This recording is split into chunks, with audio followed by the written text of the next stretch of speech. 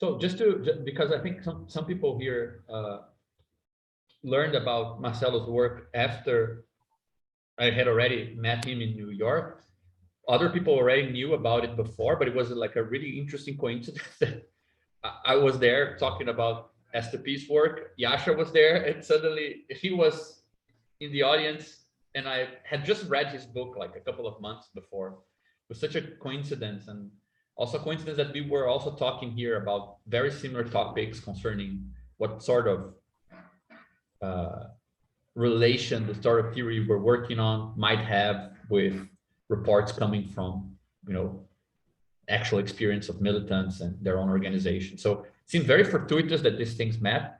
And right at the time, then and there, I told him we would probably, try to still have him over this year if he was up for it, to talk about his work a bit. So it was really, really a great coincidence, Marcelo. We're really, really happy you were able to join us. And the floor is yours. I don't want to make this like to a formal presentation because it's not really how we operate here, but thank you so much, man, for joining us. Thank you. So I want to begin by thanking you for inviting me to give this talk for the subset of theoretical practice. It's an honor to be with you in this virtual format to talk about my book, Militant Acts. And what I want to do in this presentation is fairly straightforward. I want to provide you with an overview of my book and explain why I wrote it. So let me get into the details. I think that if I had to reduce the book down to its basics, I would say that it is an effort to write the history of the unfamiliar uses of a familiar concept and practice. And what do I mean by that? I mean that we have a commonplace way of thinking about investigation that evokes associations with the practices of the state and capital. One predominant understanding of investigations casts them as procedures undertaken by state bodies to determine the truth of an alleged or suspected crime. They involve amassing facts to determine this truth with or without the threat of physical coercion in the background. This association of investigations with the state is so powerful that the very name of the domestic intelligence agency in the United States is, of course, the Federal Bureau of Investigation. And there are also, obviously, parliamentary inquiries and congressional investigations. I wanted to try to open a space for thinking about the history of the investigation beyond state practices. Indeed, I think that it is all the more imperative to open this space because of a striking imbalance in our knowledge. In conventional or mainstream politics, at least in the United States, it seems like we have been witnessing something like a kind of intensification and hypervalorization of the investigation through calls for investigations of investigations, almost as if the investigation is a substitute for other conventional forms of political struggle. On the other hand, radicals seem to know very little on the whole about the breadth of their own rich history of investigations. I wanted to see if it might be possible to write a history of investigations beyond their association with capital, either in the guise of the colonization of working class knowledge by management or through consumer opinion surveys. We are constantly bombarded with the latter, which solicit our satisfaction about experiences as consumers or potential consumers. I found inspiration for attempting to recover militant investigations from the predominance of consumer surveys in an almost passing quote by Yves Duroux in the context of an interview he gave to Andrea Cavazzini back in 2009. Duroux, you may know, was a student of Louis Althusser. He participated in the seminars leading to the publication of Althusser's Reading Capital. And Althusser considered Duroux his brightest student in his autobiography. Duroux observes, quote, "Today, we know nothing about the world of labor. There is no longer the investigation. There are opinion surveys, consumer surveys," unquote. So the investigation is indeed familiar to us as a practice bound up with the state and capital. It is also no doubt familiar to us from other domains such as journalism. Indeed, if we take Foucault's genealogy of the investigation seriously, and here I am thinking in particular of his lecture series at the Pontifical Catholic University of Rio de Janeiro in May 1973, Truth and Juridical Forms, none of this should surprise us. Foucault depicts the investigation or inquiry, enquête in French, as a form of power knowledge that became increasingly widespread from roughly the Middle Ages to the Enlightenment.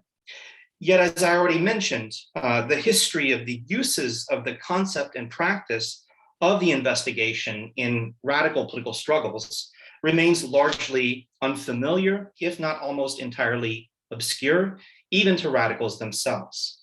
I will get into the reasons for this obscurity, but what I set out to do in the book is basically rescue investigations in radical political struggles from a historical obscurity reinforced by the predominance of associations of the investigation with the state and capital.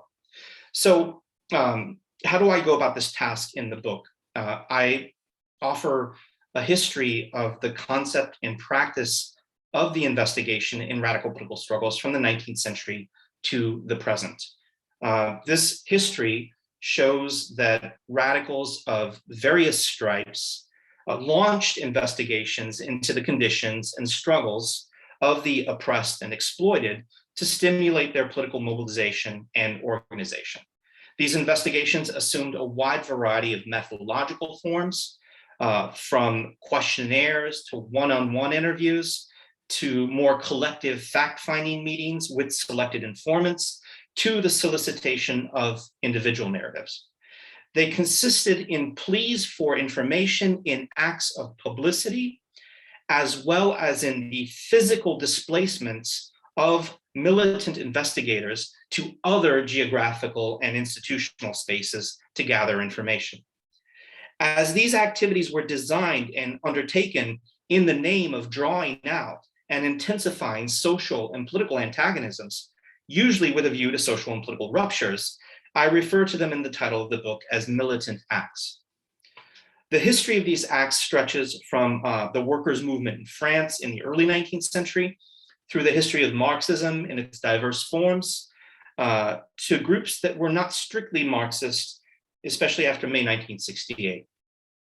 Karl Marx, V.I. Lenin, Mao Zedong, C.L.R. James, Grace Lee Boggs, Raya Dunayevskaya, Raniero Panzieri, Dario Lanzardo, Daniel Rancière, Daniel Defer, Michel Foucault, and Alain Badiou all participated in investigations in radical political struggles in some form or another.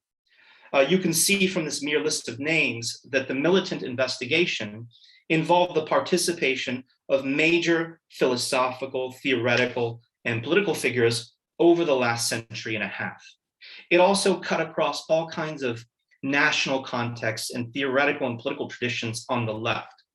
So even though the overall history of the militant investigation is obscure, it should not be. Before I proceed into the details of my argument in the book, I just want to say a few words about the specificity of the militant investigation, as well as how it works in the abstract, so that we're all on the same page, especially since I'm not sure that all of you had a chance to take a look at the book. The militant investigation is not about accumulating empirical insights for the purpose of theory building in the guise of neutrality. It is rather manifestly designed and enacted to realize effects of social and political antagonism and ultimately rupture through information gathering. The militant investigation thus combines the aspiration to produce these effects with more didactic procedures inherited mainly from the social sciences. Broadly speaking, and here I should stress that I'm synthesizing the rationales behind many historical experiences of the militant investigation for the purpose of presentation, what animates the process of an investigation, or what gets it going, is a suspicion with regard to official and theoretical representations of the oppressed and exploited. And when I refer to official representations, I have in mind those emanating from the state, party, and union. On the basis on the basis of these suspicions, it is deemed necessary to turn to the oppressed and exploited to find out what they think about their own conditions and struggles. As I already mentioned, militant investigators rely on various tools for this purpose: questionnaires, one-on-one interviews, fact-finding meetings with selected informants, and the solicitation of individual narratives. These tools reach their intended recipients and plenty of others through acts of publicity in journals, newspapers, and pamphlets, as well as in the physical displacements of the militant investigators to other geographical and institutional sites, such as the factory, the farm, and the gates of the prison. The militant investigation thus implies turning to subalterns to find out what they think about their own conditions and struggles in order to facilitate their political mobilization and organization. That is what the militant investigation is in a nutshell and how it works in broad outline. Substantively, what I do in the book is interlace historical and theoretical threads of argument. The first step in the historical thread of my argument involves filling in a lot of important details about the history of the militant investigation in the Marxist political tradition. I trace the militant investigation from Marx's famous 1880 questionnaire for French workers, a workers' inquiry, through Lenin's little-known experiences with workers' inquiries in St. Petersburg in the mid-1890s, to Mao's elaborate and deeply impactful practice and theorization of the investigation. It's hard to overstate the importance of the investigation for Mao. It is what inaugurates his shift from a kind of Soviet-based strategy that privileges the industrial proletariat to one that depends on the peasantry in the countryside. Putting Mao and Lenin back into the history of investigations was in itself quite important, because a lot of accounts of the investigation and radical political struggles simply fail to recognize their contributions to the history of militant investigations. I want to be very clear about why my historical narrative in the book begins with Marxism in particular, in part because it has stirred a bit of criticism. I started my historical narrative with Marxism because it provided a source of inspiration even for non-Marxist practices of the militant investigation. I could have started my historical narrative with the experiences of French workers in the early 19th century, but those experiences simply did not carry the same kind of weight in terms of influence in subsequent experiences of the investigation among radical movements. I also did not start with the experiences of militant investigations among workers in early 19th century France for narrative purposes. I really wanted to capture and highlight the moment in which Foucault brings these experiences to light. The next step in my historical argument looks at efforts to adopt and adapt Marx's project for a workers' inquiry in the United States and Western Europe in the post-war period. During this period, oppositional Trotskyists and post-Trotskyist groups in the United States and France, the Johnson Forest tendency, correspondence, and Socialisme ou Barbarie in particular, latched onto Marx's effort to have workers write about their own experiences and struggles, but they appealed to individual narratives rather than responses to a questionnaire. So for instance, the Johnson Forest tendency, which was founded by C.L.R. James, Raya Dunayevskaya, and Grace Lee Boggs, published a pamphlet titled The American Worker in 1947 under the pseudonyms Paul Romano for the auto worker Phil Singer and Rhea Stone for Grace Lee Boggs. The pamphlet contained Singer's lengthy narrative about his experiences at a General Motors factory in New Jersey, as well as Grace Lee Boggs's theoretical commentary on his narrative.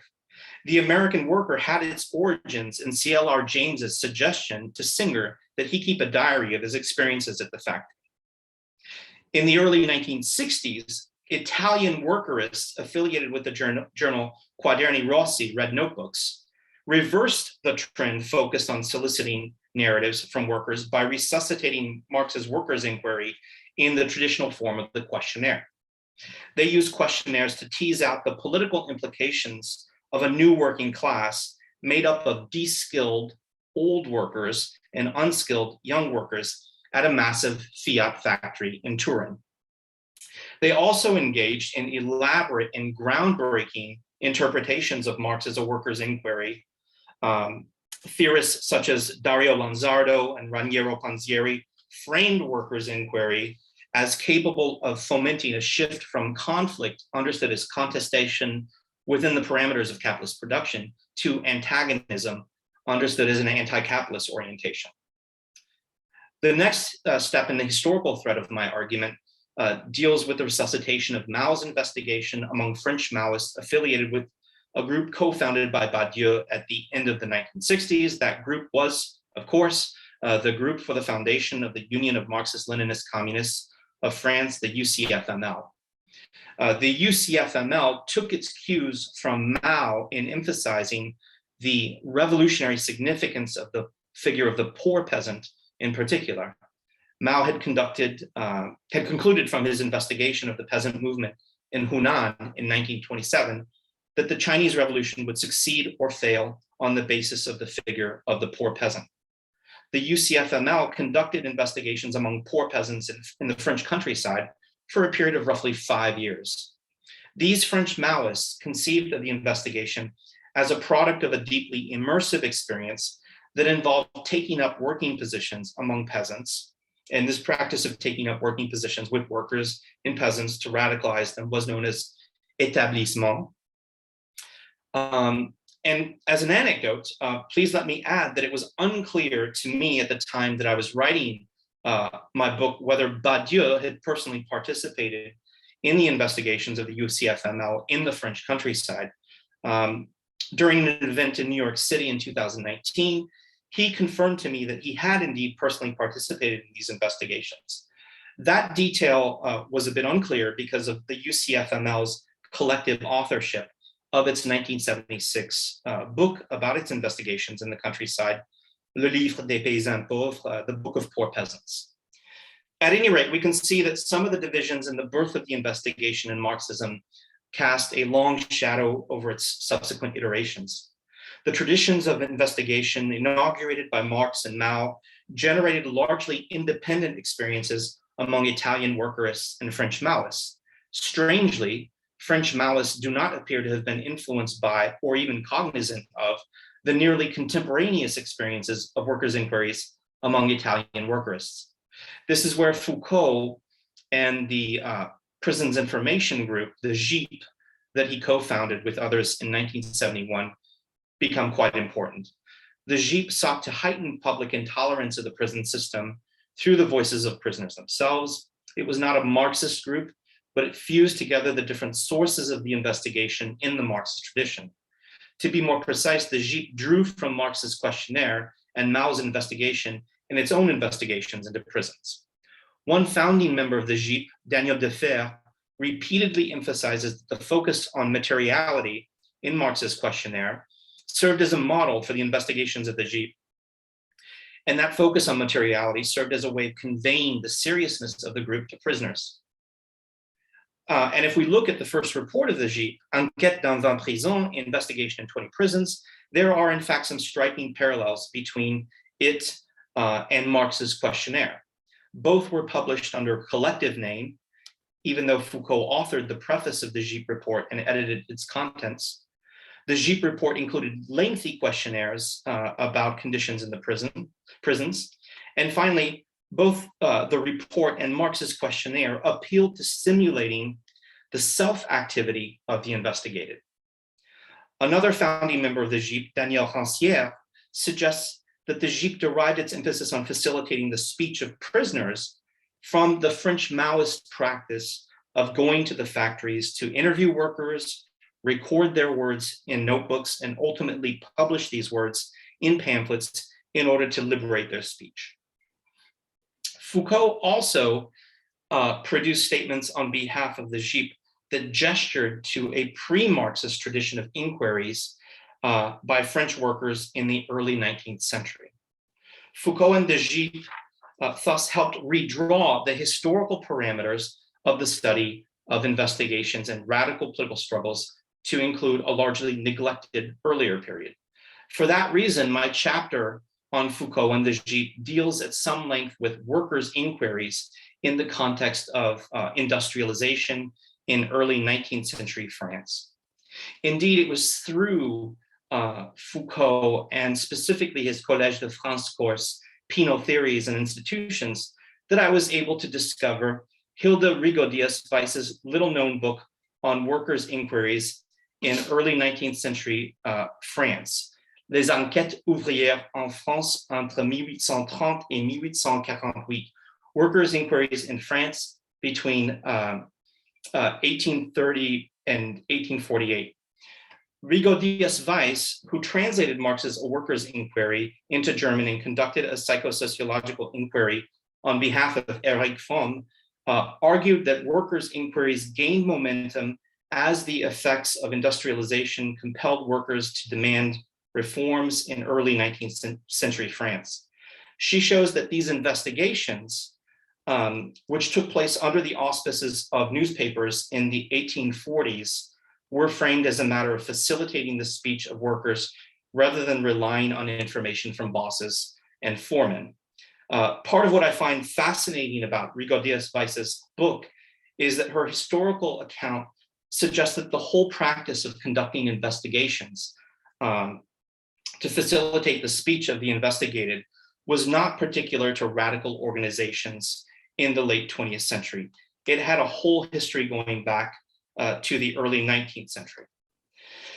My historical narrative cuts off in the early 1970s because that is when the practice of the militant investigation became the most widespread before succumbing to a period of decline with the rise of more conservative political forces.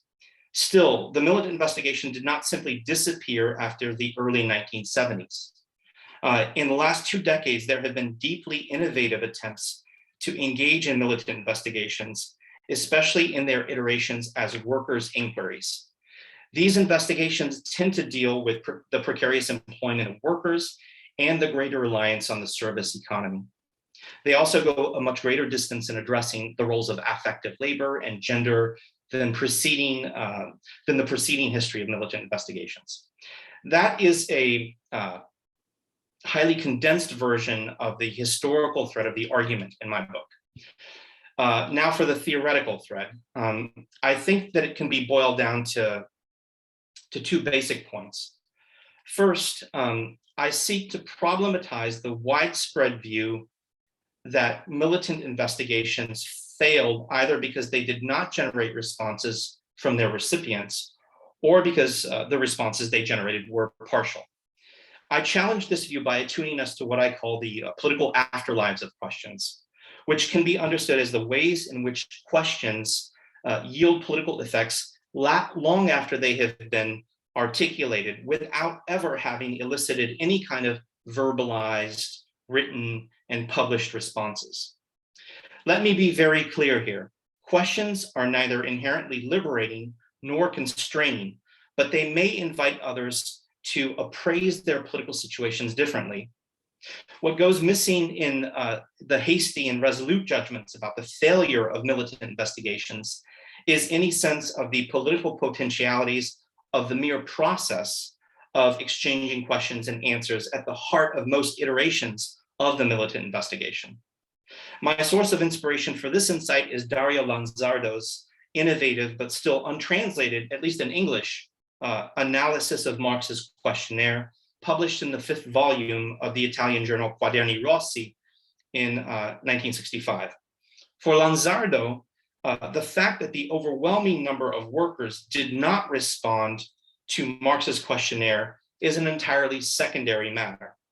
What matters is that the questions in Marx's questionnaire stimulate workers to generate their own politically impactful knowledge of capitalist exploitation by provoking forms of reflection and communication among them. Second, I suggest that the value of the militant investigation resides in its potential to produce forms of collective political subjectivity. Militant investigations do not involve an exchange of questions and answers or information more generally between 2 ready-made subjects with no further consequences. They harbor the potential to produce a new collective subject by compelling the participants in the investigation to view their positions, conditions, and struggles in the world differently. To put it another way, militant investigations can destabilize the knowledges of the investigators and investigated to produce something new between them, perhaps even to the point of dissolving the hierarchies between them.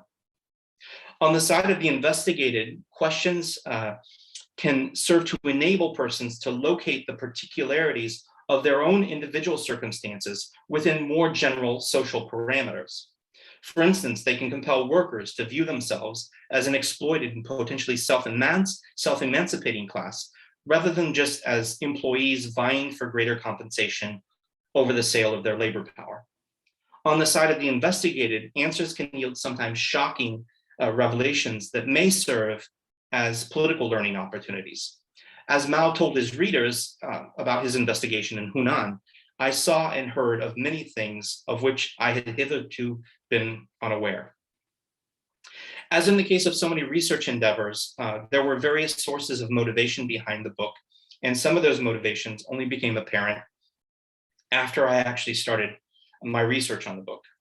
But I would say that the book began with a simple historical curiosity based on my previous research on Foucault.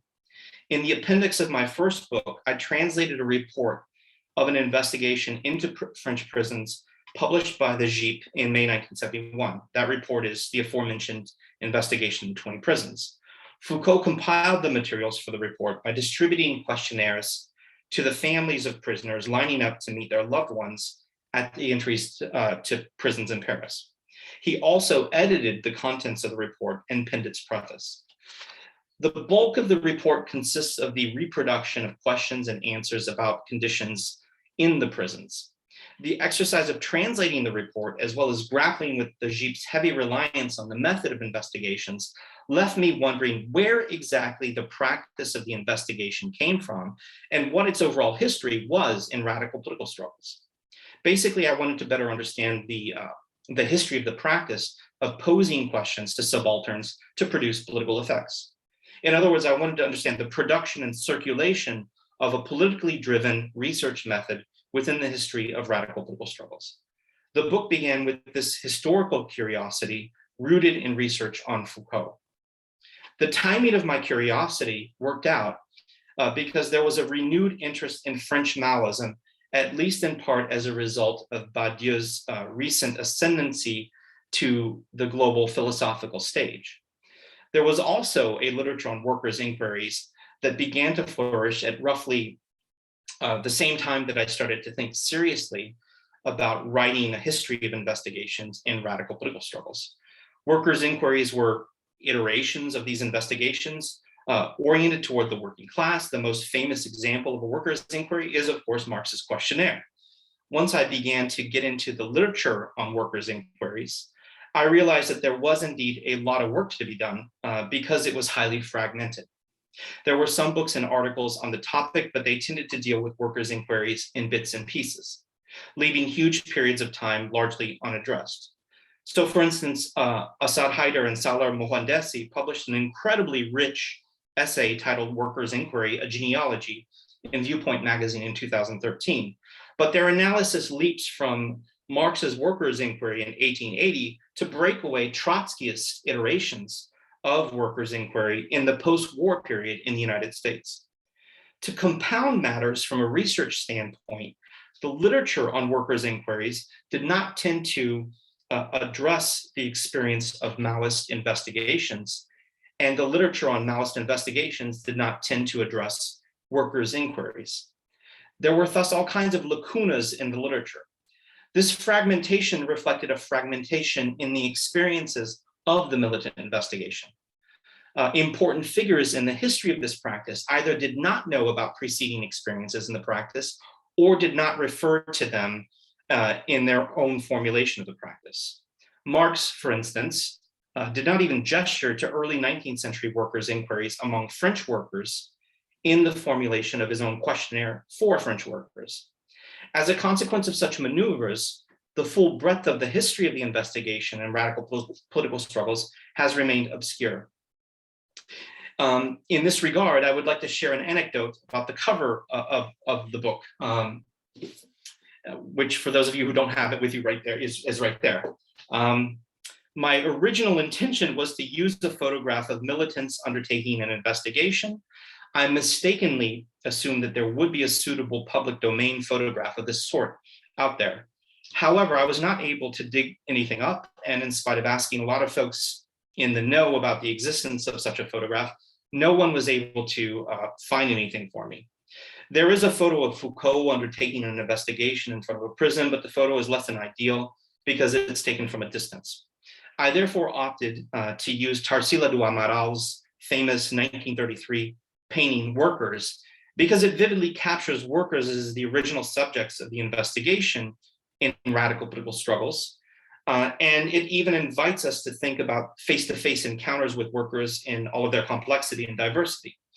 I think that the difficulty in obtaining an appropriate public domain photograph of the practice of investigations in radical political struggles speaks volumes about the relative obscurity of the practice, especially when compared to the proliferation of photos of other radical political activities in the 1960s and 1970s. It is almost as if the militant investigation was barely worth capturing in a photograph because the patient and meticulous practice of knowledge production did not stack up aesthetically to the drama of speeches, strikes, demonstrations, revolts, and revolutions. It seemed to me that a more comprehensive history of the militant investigation had eluded researchers, and I was excited about doing something that had not been done before. That is where my starting point in Foucault in particular turns out to have made an important difference in broadening the project. If one poses the microcosmic question, how did Foucault end up practicing the investigation? The answer is, perhaps unsurprisingly, that he was immersed in a group that adopted and adapted the practice from a multiplicity of sources.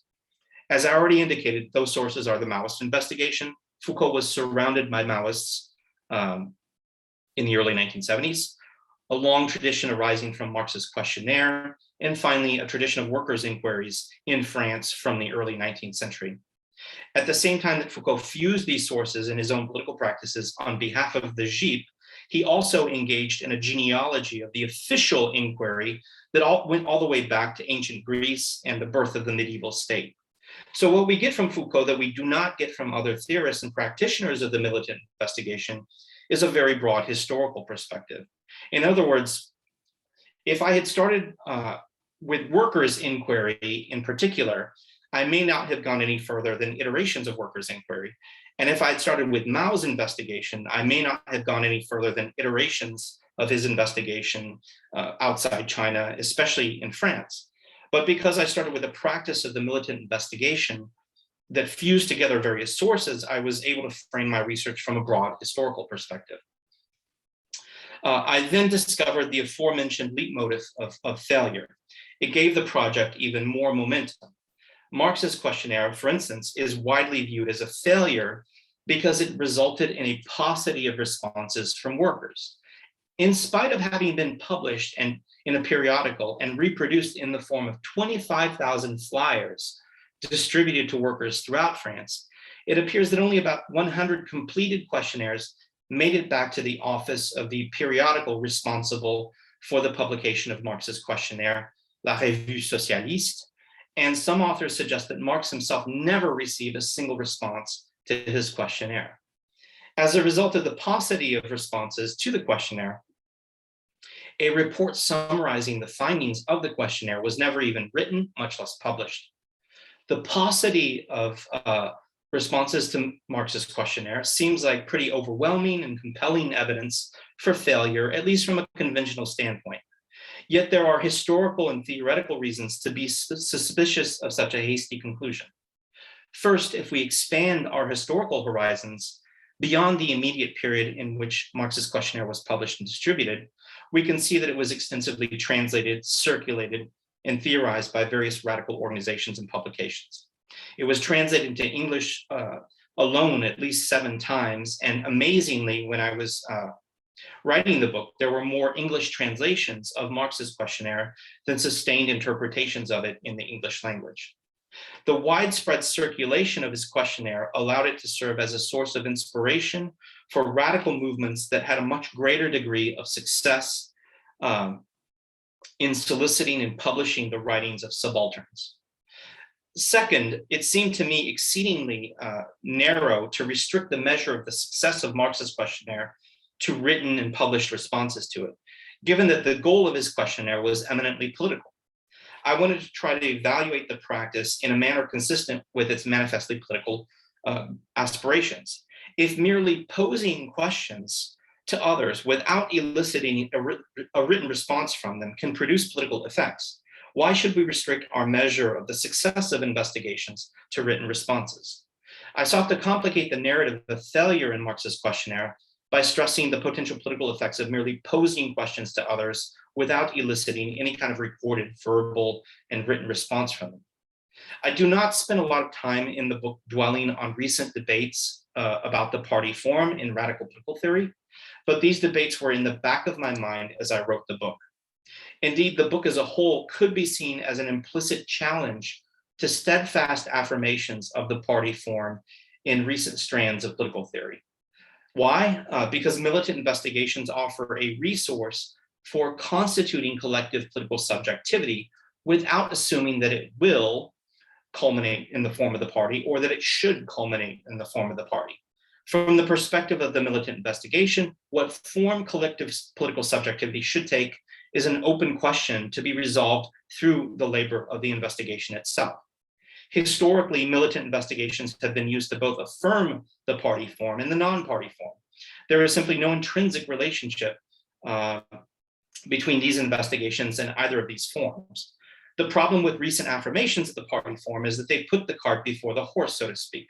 Who we are and what form of organization we should assume cannot be assumed in advance. They must be the effects of a labor of investigation. In other words, the militant investigation offers a resource for the constitution of collective political subjectivity.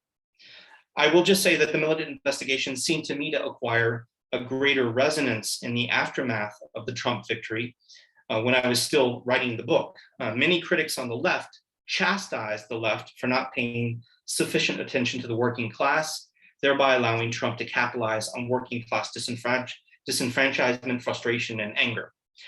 As I was writing the book in the shadow of the Trump victory, it seemed to me that the militant investigation could respond to this criticism by serving as a tool for paying greater attention to the working class, rather than simply dismissing it as racist or accepting it as nothing more than an object of humanitarian pity. To summarize then, I would say that I set out to write a more comprehensive history of militant investigations. I think of my book less as a final or definitive word on the history of these investigations than as an invitation to further research. And I ultimately wrote the book to explore an important but underappreciated resource for the constitution of collective political subjectivity that still has a powerful resonance today. Thank you. Thank you so much, Marcelo.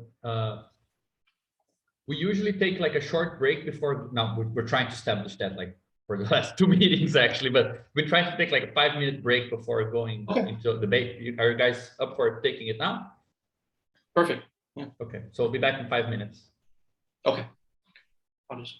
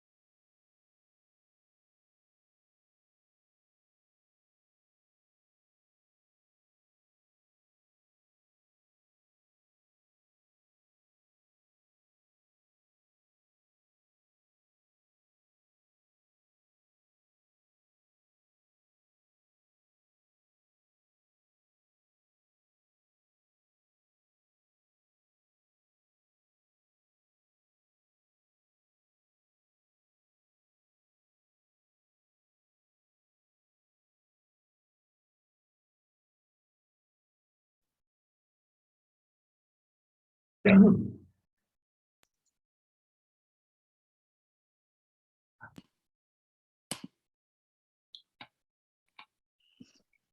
if everyone's back. You're back. Got your teas and coffees recaffeinated.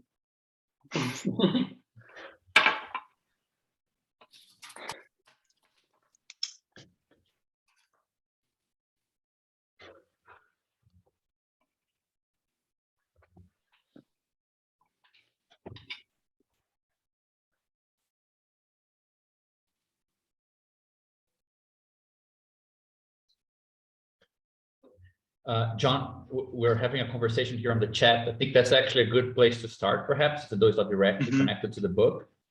But Marcelo started his talk by talking about, political inquiry versus state inquiry. But it's interesting that we can actually, using our own kind of division between nation, state, and capital, kind of divide three types of, let's say, official or state-like inquiries, I think, because I propose a distinction and John is questioning it here, but I was just going to say, for example, Marcelo mentioned consumer surveys, which are very concerned with extracting information for the sake of,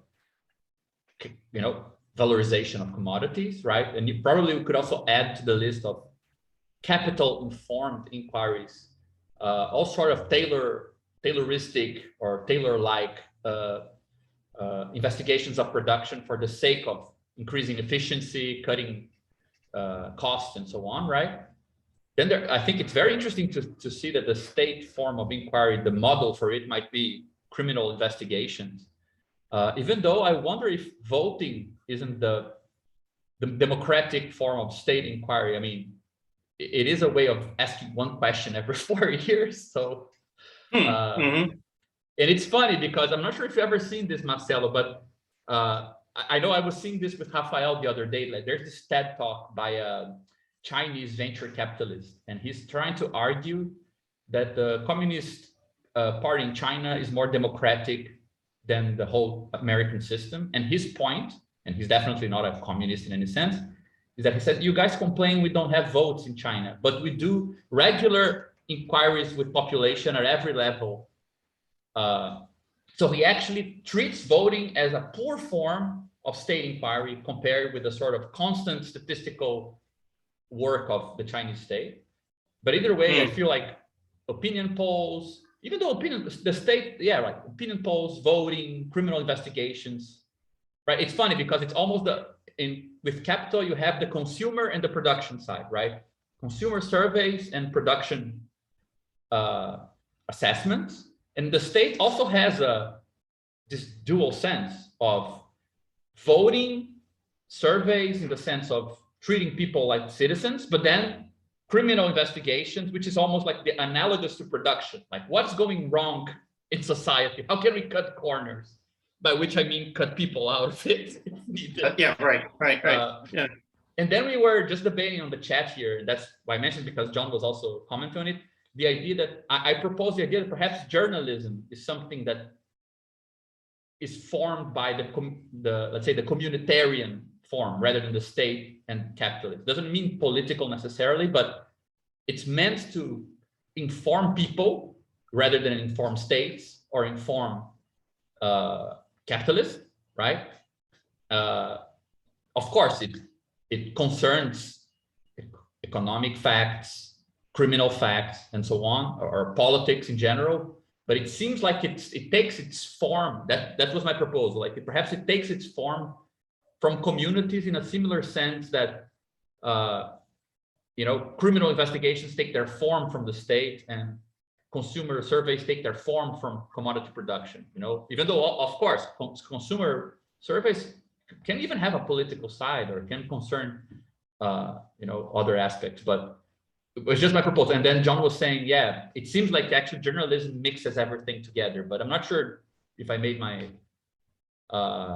yeah, exactly what Yasha said now. It seems like the audience is clearly demarcated, right? Journalism addresses itself, let's say, inquiries about an other, which is more communitarian, who did what, like people, right? And addresses itself to communities. criminal investigations and voting address themselves to states, right? What is the legitimate will of the people or whatever, and consumer surveys and this sort of production mappings, they address themselves to capitalists, right? So there might be also kind of a typology of the status quo structures of or captures of popular investigation, right? I'm not sure, John, if that made any sense to you. Oh, that that makes sense. I see, like, I see that argument, and I find it compelling. I think one of my main questions, though, like, it seems like any given investigation is a pretty sophisticated social object / process, and it seems like particularly something as general as journalism kind of ties a lot of things together. But I don't know. I mean, I think you could argue that, like, the Wall Street Journal, for example, addresses business people more as like a community rather than capitalism per se. Like, I actually think that makes kind of sense because, right, you could differentiate between, like, you read, especially like an editorial in the Wall Street Journal or something, and it's definitely speaking to business people or whatever as like a group that consciously self-identifies with other business people, and not necessarily like capital in the specific sense of trying to profit, like a consumer report might help to actually add value to something, right? So that's actually like an interesting point. Like, I think that makes sense. But the flip side is like what that turns the investigation into the investigator. And for example, like police, and like, again, The Wire is a great example of this, is the investigated is mode A. It's communities that are infiltrated, transformed and stuff. And so what's the relationship between, I guess, the investigator and the object of investigation in this process, you know? But actually, I do think I agree with your argument overall about journalism. I think that makes sense.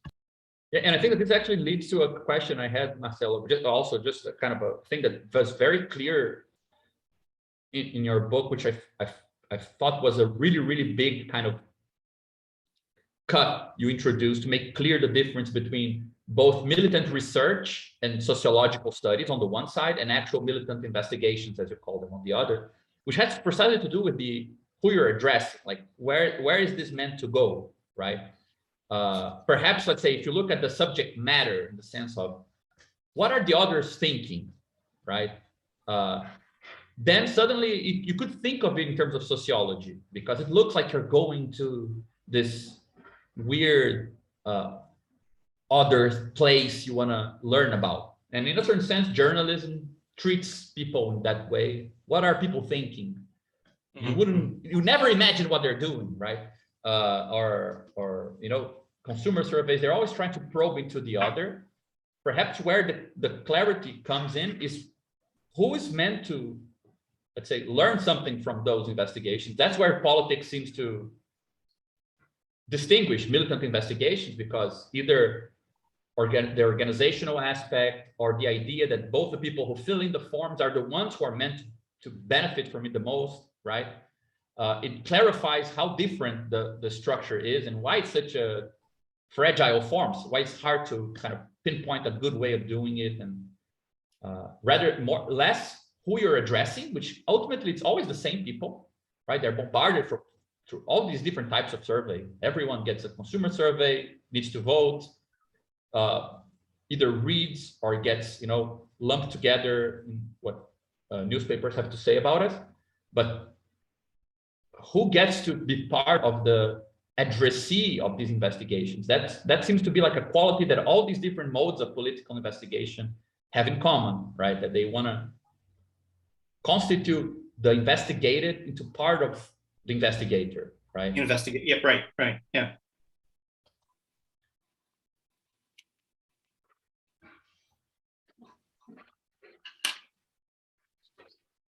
You guys are discussing gossip magazines in the chat window. No, it's just because it's actually really funny, because in Brazil, we have the main newspapers. They are actually organized through the modes. You have like O Valor, which is the value, which is it's the version of The Economist. So it's already the logic of value. We have Estadão, which is like a newspaper that's really weird because it doesn't decide its positions by sound economic positions. They are actually the more Bolsonaristas. So they're like mode B. They're just like the stupid Brazilian aristocracy. It's called, yeah, the big state. Yeah. Yeah, it's called the big state. So it's already mode B. Like it's pretty out there.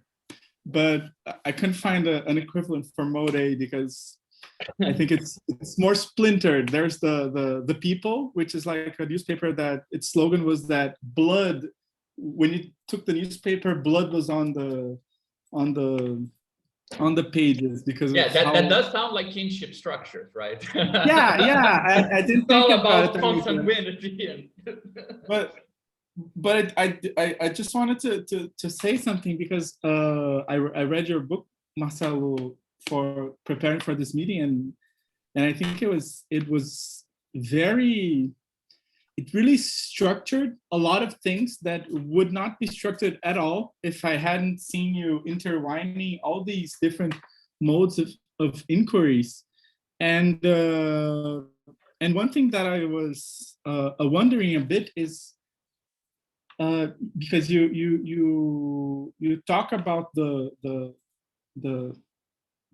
questionnaire, the Marx questionnaire, and then you mentioned the discussion that there was a preceding discussions in France before the questionnaire, and this is something it's like really matter-of-fact questions. But when Marx was, because these are things that happened while Marx was in France, is there any kind of involvement? I mean, not necessarily in the 1840s. I think it was contemporaneous to when he was there. I don't know, because the question I want to ask is, were those investigations, those first inquiries by the French workers, were they things that were like they didn't have any effect besides the places where they were occurring, or did they have any kind of, did they get outside their limit, their space of actions? Like, did they have any influences, like even if little? Were people aware of them? I was wondering that when I was reading what your book. Yeah, I mean, I think that those in investigations, those inquiries, they certainly got out beyond sort of the milieu in which, you know, there were worker journalists who were undertaking these investigations for a few newspapers in France in the 1840s, and they reached out to a large, you know, I mean, you know, they because they were newspapers, they got out to a certain audience at least. Mm-hmm. Now, like, there's a whole question of like why, you know, how is it that this sort of whole history of investigations at the outset sort of wasn't sort of emphasized or acknowledged in subsequent iterations? And that's something I've been like trying to figure out, and I've got a few clues here and there, but I think that warrants greater attention. If it hadn't been for Foucault refers in his lecture series, Penal Theories and Institutions, to Hilderigo Dias Weiss's book on investigations among workers' inquiries in early 19th century France. That's how sort of then I sort of became aware of the practice, and but unfortunately, a lot of accounts of the investigation sort of leave that portion out, and so we actually don't know. Like you know, I'm assuming that it would have reached out to a larger audience, but that's something that I think warrants more attention. I mean, especially since you're speaking from the Brazilian context, one of the very few researchers to have sort of dwelled a little bit on Hilderigo Dias Weiss's contribution is Michel Thiolon, who I think taught at Unicamp for a few years, and he does a lot of work on field research. He has a book that discusses workers' inquiries and very briefly discusses Hilda Rigo Diaz-Weiss's contribution. And I'm trying here, it's, pardon me, but it's Crítica Metodológica y Investigação Social y Enquete Operária, where he has, and the appendix to it has some, translations of Quaderni Rossi and Marx's Workers' Inquiry. So, but I mean, it's based on what's available, it's hard to know what kind of impact those initial inquiries had. So that would be my answer to your question. I have a follow-up that has a lot to do with this, because you go back many times in the book to this interesting fact that these people were doing this and they weren't aware either of a tradition or that something was happening that was similar somewhere else, right? Yeah. Which is a very interesting redoubling, because they seem to be aware that there's something unknown before them. There's something about the workers we should know that we don't know. But ultimately, in your book, we realize that there's something unknown about these militants themselves. They don't know they belong to a tradition. Yeah. Which is almost, it's weird that there is, there's something about the enigma of the world of labor. Like Duho said, like, we don't know anything about the world of labor. Like something about that kind of is striking to militants quite often, because you're posing to yourself strategic questions, tactical questions about where you're intervening, what people are thinking, right? And in a certain sense, the very nature of the questions of political organization will lead to issues that you don't have answers to, and that require you to, let's say, to ask somebody, and then all the political issues appear. How do you act? How can this question circulate in a political rather than sociological, statist, kind of whatever way, right? But there is some question that seems to not leave a mark, which is, if we need to deal with this, how did other movements deal with this before us? Because, I mean, if it's a widespread, that's a really symptomatic issue, right? On the one hand, everyone is asking this question in some way or another. You might solve it by saying, we only care about what, militants who come to meetings have to say. And then we're substituting a practice of inquiry by a practice of just having people over in meetings. We first convince them to join, and then we hear them as militants, not as workers. That could be one answer to some of the cases. But ultimately, this seems to be a necessary moment in political thinking, but it doesn't lead very often, apparently. I mean, it takes, a guy with the kind of talent of Foucault to go back and say, okay, there's a genealogy to the problem I'm dealing with right now. But I mean, it's weird that it would take Foucault to ask the question of where was this before, right? And Raphael's question seems very much concerned with that. Like, okay, workers were already doing this in France. And I also find it interesting to ask, like, why France? I mean, I wonder if there's something to do with, the particular kind of Rousseau idea that the general will is not the will of the majority, if that doesn't pose the original question. Because if the general will doesn't coincide with the will of the majority, then you need something else to get to the general will, which is not voting. So there would be like an original split in his own, like the birth of French modern politics, that might be meaningful to explain that. But regardless, it's interesting that such a fundamental practice of mapping what people are thinking politically wouldn't necessarily redouble itself with the mapping of how people have mapped before. I mean, for the mathematically minded people here, the mapping of mappings is a very interesting problem. And so I don't know, I find it very symptomatic. And I think you run across this repeating blind spot many times, right? And there are some weird repetitions where people seem to face again problems that were faced before.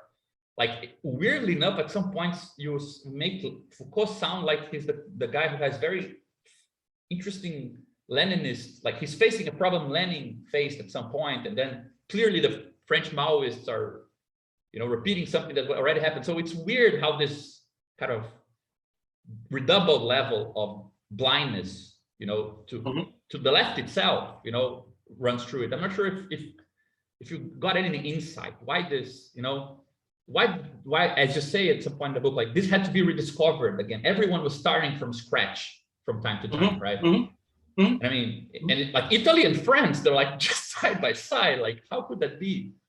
Yeah. No, I mean, I think that's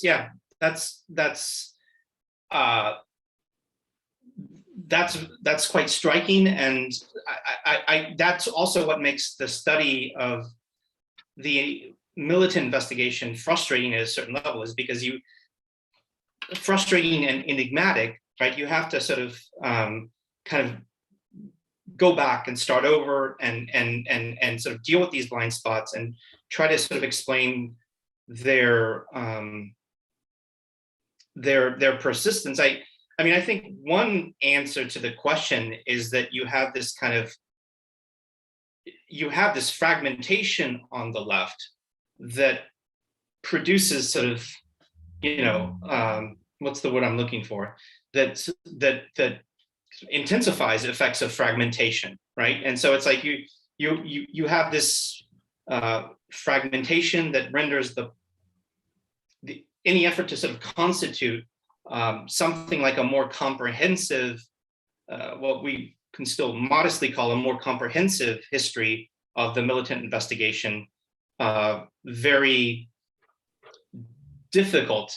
And I mean, the question of why France is one that's like fascinating, and I'm not sure I have an adequate answer to that, right? I mean, you can point to certain traditions and certain forms of political struggle, right? And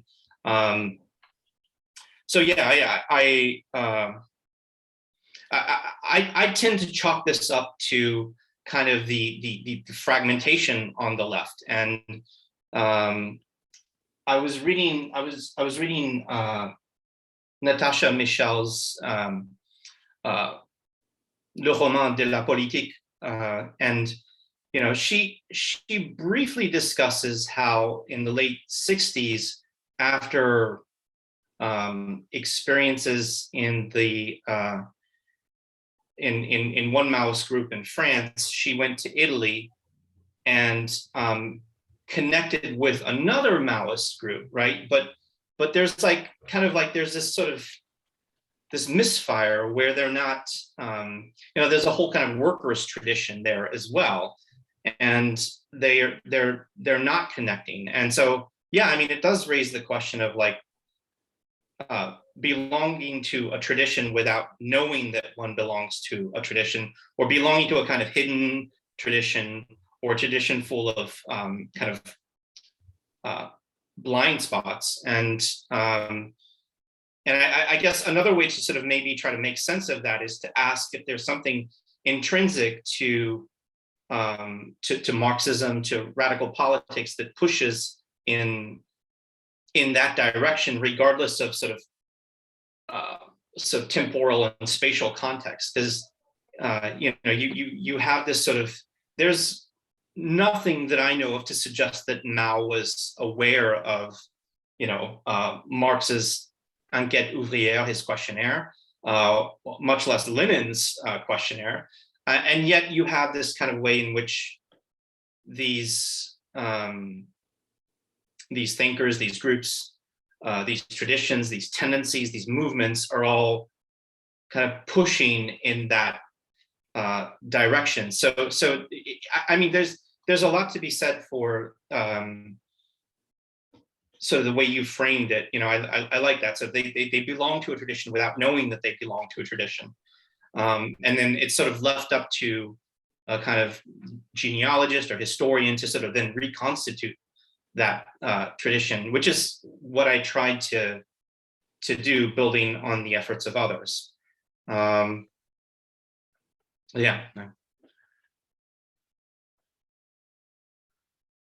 I'm not sure if anyone wants to ask. Yeah, I'm present. Yeah, I have some remarks. Like, I really liked the book, and I was really happy to see. I think it was the first time I really saw it like side by side the sort of like workerist autonomous tradition of that you retrace very, very nicely, and the Maoist and post-Maoist up to Badiou, because and just to see these two sort of threads in parallel was to me very I was very excited like to see, because I've been brought up in many like autonomous contexts, and reading Badiou and I always felt like that there was a similar like similarities, and the way you trace these two traditions to me actually convinced me more of that, because it seems to me that you sort of like there's always this tension in all traditions of in the matter of the investigation of finding a sort of measure of what should be sort of asked and what should be heard in the answer, what counts as an answer, that the traditions are always struggling to like come up with the measure, right? So in Maoism, you have the party. So they explicitly, like in the case of Badiou's group, you have like a quote in which like they on one time affirm the autonomy of the peasant, right? And on the other hand, it is a matter of the direction of the proletariat.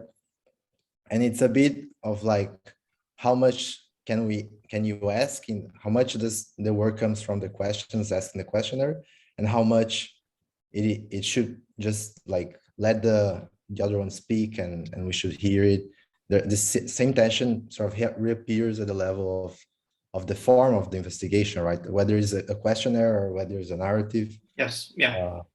So there is, and then on the other tradition of the autonomies, you have the same thing with the conscious.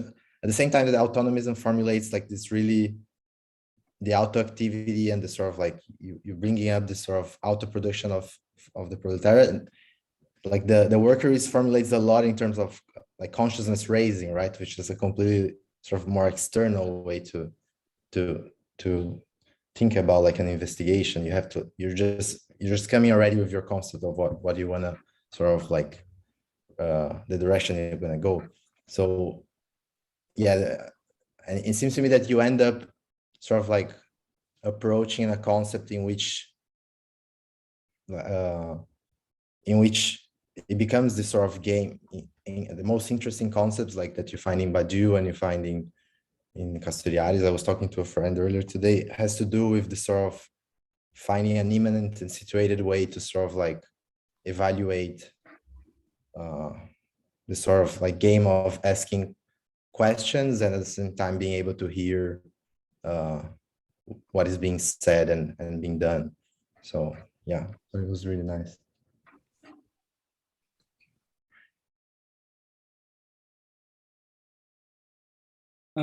If I might add something to what Renzo said, I think there's this interesting movement that I really stood out for me when I was reading, because especially if you take and I'm sorry, Renzo, if I'm repeating what you said, I lapsed out for a second, but it really made clear these differences between these two poles of not only investigation, but of political practice that I think are from growing inside out, in the sense of, you can take, communism as the expansion of org, where communism is larger than the social world. In our grammar, in the sense that it's not a matter of defeating capitalism in a oppositional way, but as relocating what is the current social world in a larger form. So I think it's very clear how the Maoists are the ones who take that into account. Especially when the Mao is always treating everyone, at least in your account, these are the people. So if we don't do the revolution with them, if we don't take them as already being inside in some sense, we'll have nothing to do. We will be conservative. or will be left out of the movement. And also in the UCFML or whatever the acronym is, there's this really, it's really, I really liked how you put it, because it's like, they look like really egoic investigators. Like, we are here to try and test our militant practice. So, but in a weird way, it's a practice that I think it may sound weird, but when you connect the thread to the yeah. One time I was reading like the Guattari and Deleuze biography, and I was like, after 5 pages of the Guattari pages, I was like completely lost, because there were like 50 organizations, Maoist organizations in the 60s. It's like, man, this is bizarre. But it was really interesting, because I think it really stood out how there's this one pole of the political practice that gets expressed in a certain type of investigation. Like, if you are doing politics with this point of view, you can, it doesn't make sense to do a workers' inquiry in the other sense, in the autonomous sense, because there is no distance. The distance is, in a sense, already collapsed from the beginning. So you start with the fact-finding meetings and with relocating, etc. And on the other hand, I think there's of course, I think there's a complementary point of view, because the external point of view, it's also good for spotting your own blind spots, where you take this distance as a given. And so the worker and the militant, I mean, that has produced already too many neuroses on the differences between intellectuals and workers. But I do think the way you put it, it's not a mere trying to bridge the gap for dealing with each own's neurosis, but it actually has a proper function of mapping out the extent of the I think there's this game of differences and similarities that really make it expresses in the types of investigations not only different points of views of what is to investigate, but different aspects of political practice that may take you on different paths. I don't know. I think that was something that that really stood out to me, and really good, at least for me. I don't know about other people in the group, but it really gave me a lot of thought, and this is something that I've been thinking about the past weekend, and it really made me really consider, okay, so these things are not they are not so much only investigative choices, they're not only epistemological choices, but they're actually really concrete political effects depending on how you put them together. And so this is something that this internal point of view and this external point of view, I thought that it was really interesting. This wasn't really a question, it was like more of a remark, like that summed up. I'm sorry, I get lost, and then I get guilty for it's horrible. I'll just stop. I get guilty for producing excuses for me going eating, so I'm just gonna like mute myself. Yeah, just continuing this line that Raphael introduced. Yeah, I feel like one thing about what you were saying, Marcelo, about that it's not so much getting information. It's not a knowledge practice that is going on here, but it's rather the construction of a resource. I think something about that struck me, especially because in our group we talk about resource sharing a lot as it's kind of a theme. And one way I was thinking about this idea is that depending on what questions you ask in an inquiry, that determines what is basically relevant to your organization, right? And so in that sense, even if you don't get any answers back, as in the case of Marx's questionnaire, you have a kind of an outline of what is relevant, of what counts. for a given struggle or a given time. And I feel like that's a really interesting idea, that you can create retroactively, you can take what is relevant for a given struggle and match that up with other struggles, and kind of, it's kind of like lending a measuring device from one struggle to another. So I think something about that is really, really nice. Almost like a different means of production, right? Like the means of, I think somebody else said this too, like means of interpretation, or the means of self inquiry that has an existence beyond the specifics of that struggle.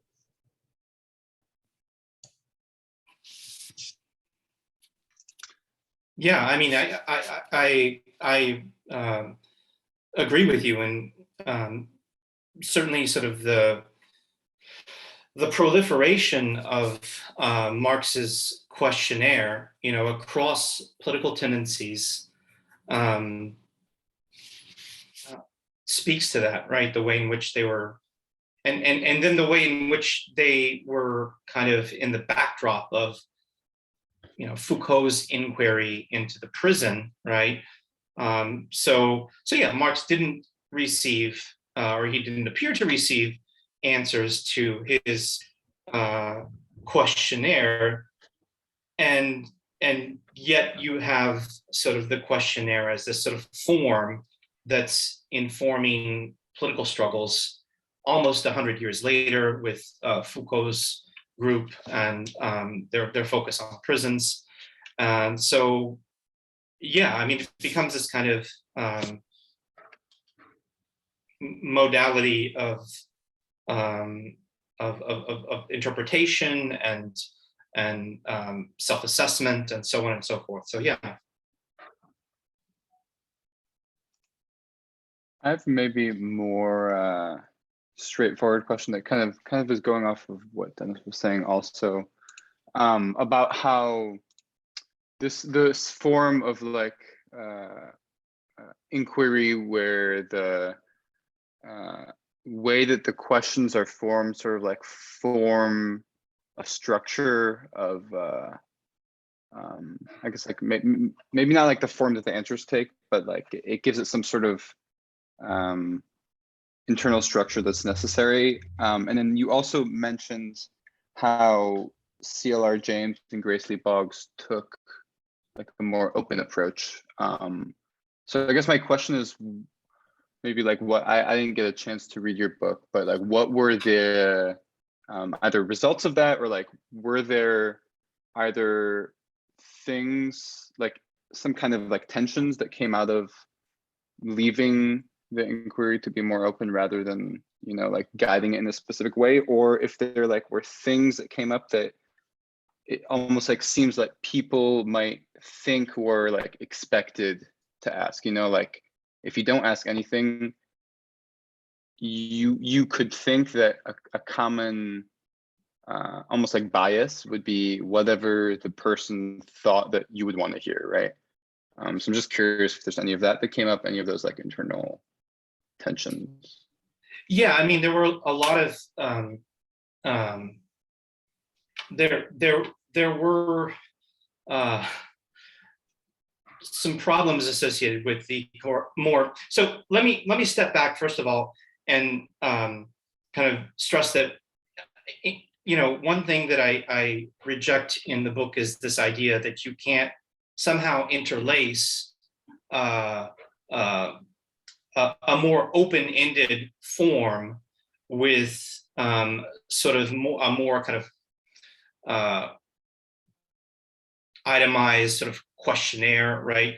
That if you look at the last question of Marx's questionnaire of his workers' inquiry, it's not even a question, it's just an item, and it just says general remarks, right? And so it's completely open-ended, right? And so I take that as a sort of indication of the way in which you can sort of interlace these more open-ended with sort of closed, if you will, forms. But that said, one of the problems with appealing to, I mean, there were several problems with appealing to individual narratives.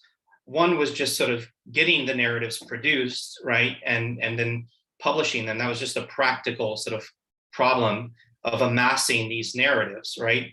And then the other one, as opposed to the questionnaire, is that the individual narratives didn't really disclose sort of more general patterns, right? And so this is sort of one reason why Quaderni Rossi, in the aftermath of the experience of the Johnson-Forest tendency and correspondence and Socialisme ou Barbarie, ended up opting for the questionnaire in particular. But again, I think it's sort of it's the opposition between more open-ended and closed forms of inquiry can be overstated, and you can have a situation in which a seemingly closed form of inquiry contains an open-ended moments at the very least, right? And you can also see that in the JEEP. The JEEP sort of the JEEP interlaces narratives with questionnaires. It elicits narratives within the questionnaires, and so you can have this kind of this overlap or this blending between these different forms. But yes, I mean, you know, appealing to individual narratives and relying on individual narratives did create some problems and was kind of eventually sidestepped or sort of abandoned in certain radical organizations. And it's interesting as a historical matter too. It appears that the Johnson-Forest tendency was perfectly aware of Marx's questionnaire. It cites his questionnaire in the pamphlet, The American Worker, but it took kind of the spirit of the questionnaire, if you will, in a completely, not completely, but in a different direction by emphasizing the narrative form.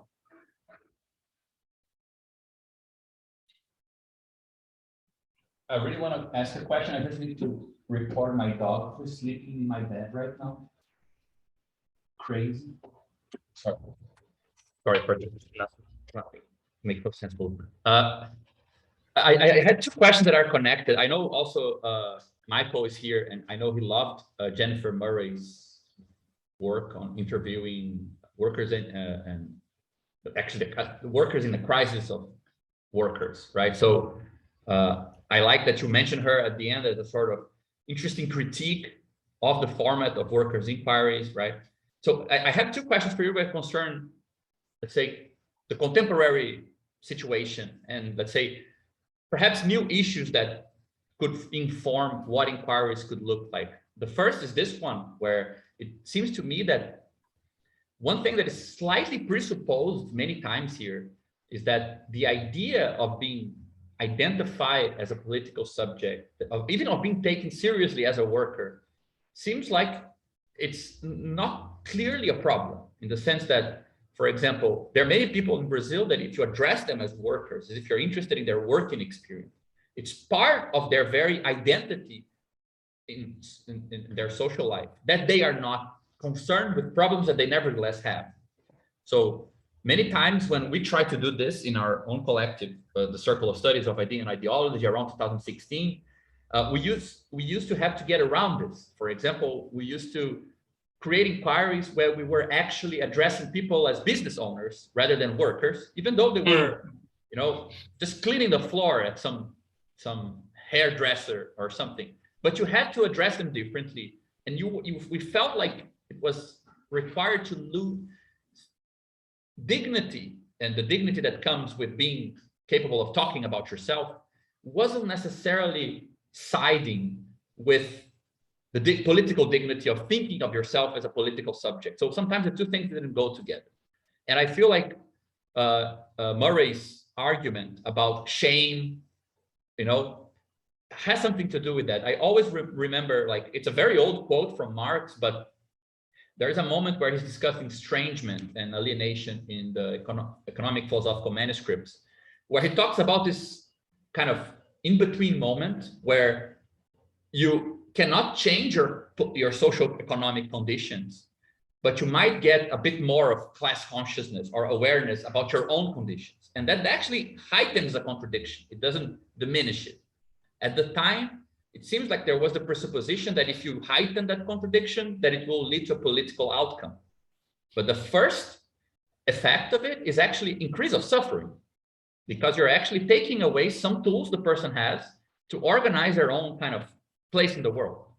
So I think that that's one interesting thing, that times of, you know, extreme social crises, social fragmentation, I think Jennifer Murray is very much aware that there is a new challenge from that side, which I think, you know, shame is perhaps a way of addressing it, but there's a lot of issues there which are interesting, right? For example, a weird way, which I think gives us kind of analytic overtone to the inquiry, where you want to trust somebody, but you're not trusting what they're telling you. Like, you want to go orient yourself by their experience. You believe that there is some truth to their speech, but the truth does not coincide with experience, which is, I think, a very interesting topic to develop in terms of, you know, how to use an investigation, how to listen to people politically. It's an interesting kind of axis of problematics for doing this. And it cuts both ways. It cuts on the sense of people getting annoyed by being taken seriously as political subjects, and militants getting annoyed that they need to get together with people who don't have this kind of leftist political color to their suffering. So, which is something you started, like you mentioned it, that investigations in the Trump era into the world of labor in the States, for example, might mean something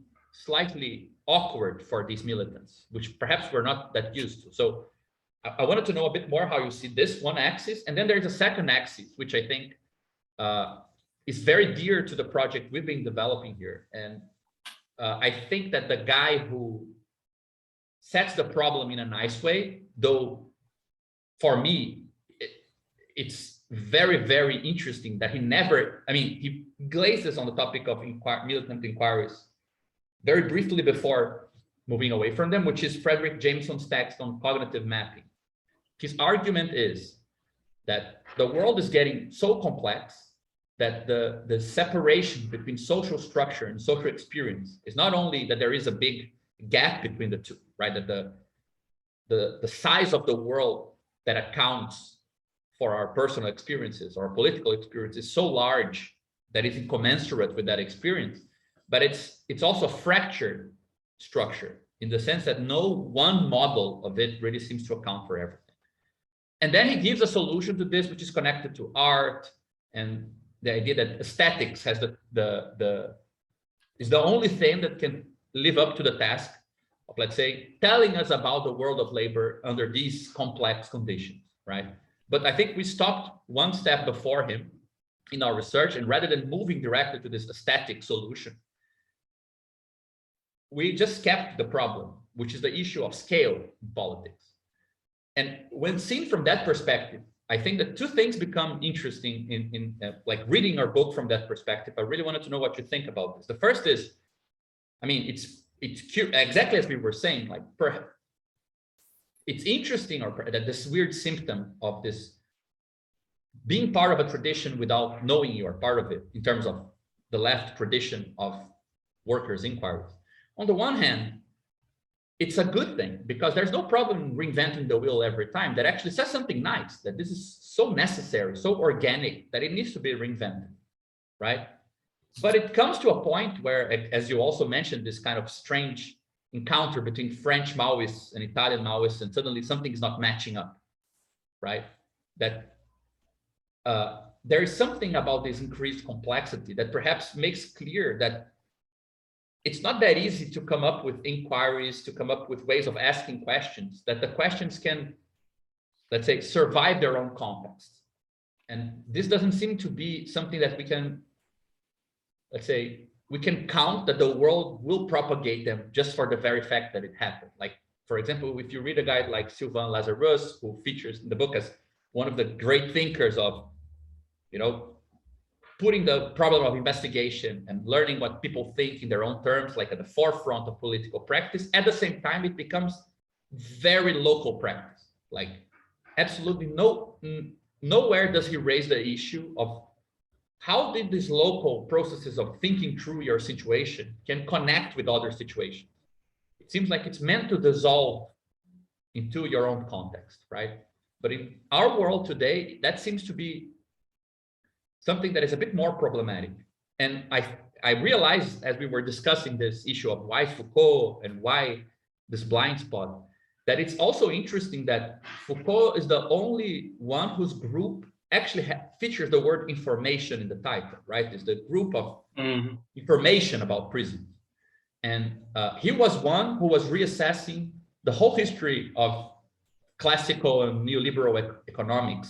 And he was he seemed to have the intuition that there is a certain monopoly of economics over delocalized knowledge, right? The idea that there is something about the price metric, the idea that there's something about this decentralized way of coordinating people in economic life, which somehow liberalism made its own kind of essential feature. Nobody else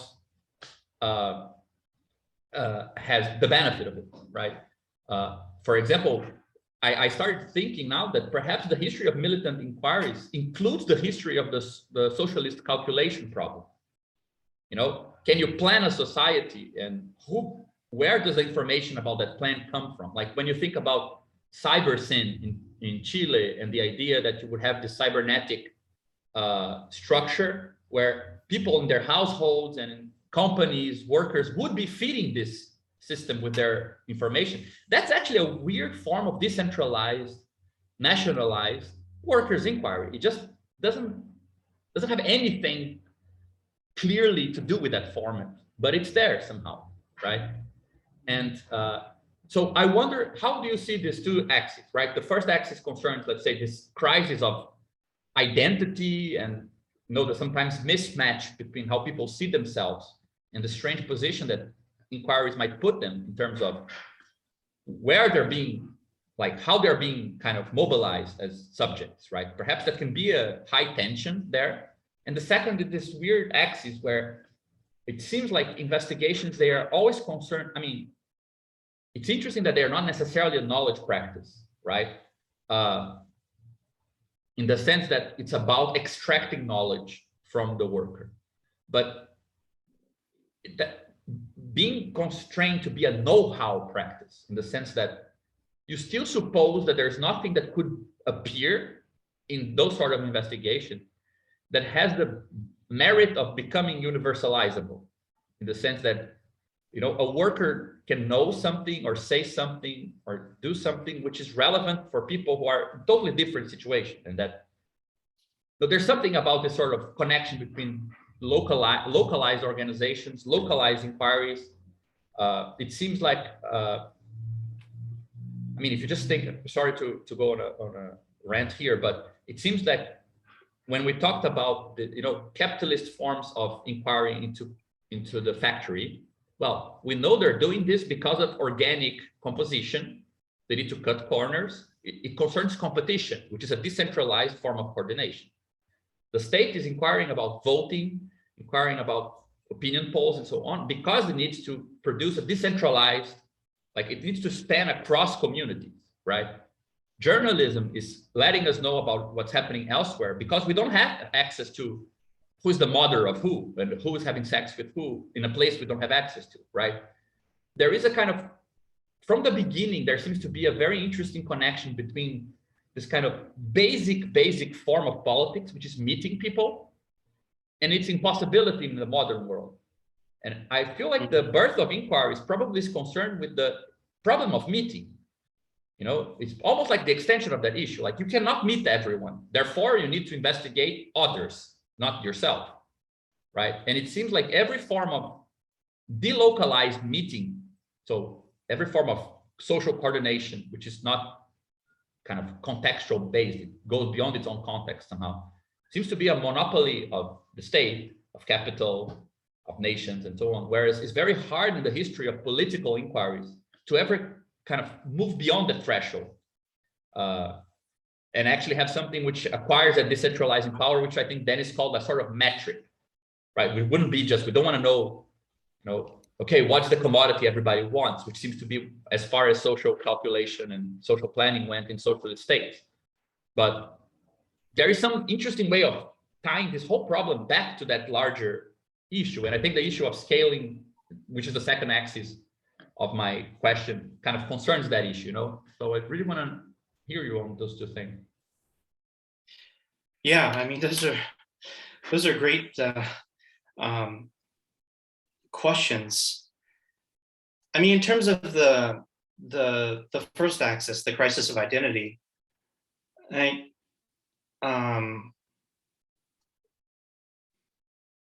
think this is the problem that you raise is a very important one. How do you address persons who don't identify them as you want to, or as you've been informed to kind of address them, who don't identify as workers, right? Who identify as like entrepreneurs or something else. I don't think so. If you look at the larger logic of the investigation as something that involves the constitution of a kind of collective subject, right? Through this kind of process of information exchange, to put it at a very basic level, right? Through questions and answers, but more generally just information exchange, politically driven information exchange, then it seems to me like it sort of points, like it seems to me like logically, at least, you could put aside the whole question of, addressing someone as a worker, right? Especially if that becomes a problem in terms of the unfolding of an investigation, right? Like, you could ask questions that get at the same thing without invoking the word worker, like, if that makes sense, and sort of therefore allow for the constitution of a process that involves the constitution of something new, right? Between the investigated and the investigators, and sort of the blurring of the lines between them. So I think my answer to your question, it's not really an answer to the question, it's more of a comment in response to the problem you raise, is that sort of I agree that it's a very vexing problem in sort of the practice and the unfolding of any investigative process. And Jennifer Murray is an absolutely sort of crucial reference point in this regard. But I think what that does is sort of draw attention to sort of ways in which questions can be formulated that don't rest on kind of a name, or don't rest on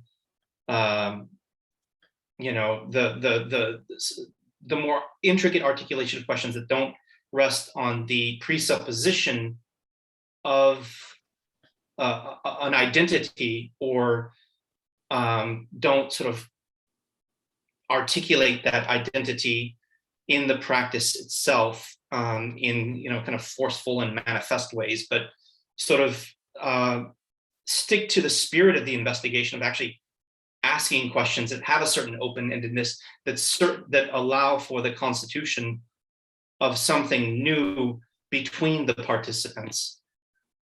So, yeah, I mean, I think this is a massive problem that that is very, I mean, to go into to speak to somebody who doesn't identify as a worker, right, and to address him or her in those terms is already kind of like, in terms of the unfolding of an investigation, already creating sort of problems. In terms of the second axis, I think that's trickier, and like the whole So if I'm understanding your question or your concern, it's like, you've got the situation in which the state, capital, etc., kind of exercise a monopoly over delocalized kind of encounters and knowledges, right? And so how do you get beyond this problem of fracturing, right? How do you, like, that's what I'm sort of understanding you to ask, right? How do you get beyond the problem of fracturing in this sort of and I mean, just to complement that, it's interesting to see that, I mean, Marx, he's the organization to which this sort of inquiries were relevant was an international, right? I mean, he wasn't even Frank. So it's meant to already inform something which is no longer contextual. I mean, Lenin was clearly also problematizing direct workers' experience because statistical experience is more delocalized, right? Yes. Mao was concerned with integrating a huge territory where urban political life cannot lead the way because you have mostly peasant population. So those first three, they, in their formulations, the issue of scaling, like large scale, seems to be relevant. But then for the second kind of big sequence, that's already like individual experience.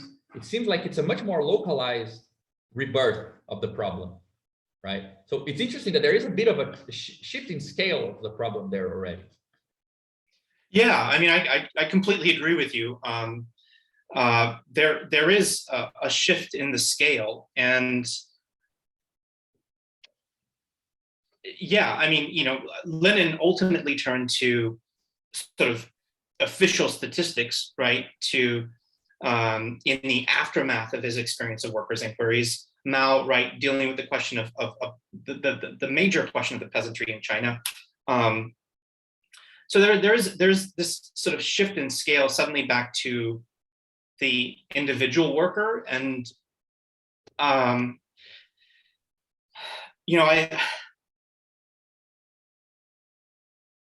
without any obvious kind of path to a more kind of generalized scenario. I mean, I think the answer that, like, if you were to ask the Johnson Force tendency, sort of why did you fall back on individual narratives, right? And how do you resolve this problem? How do you get beyond this problem? It would be something like, the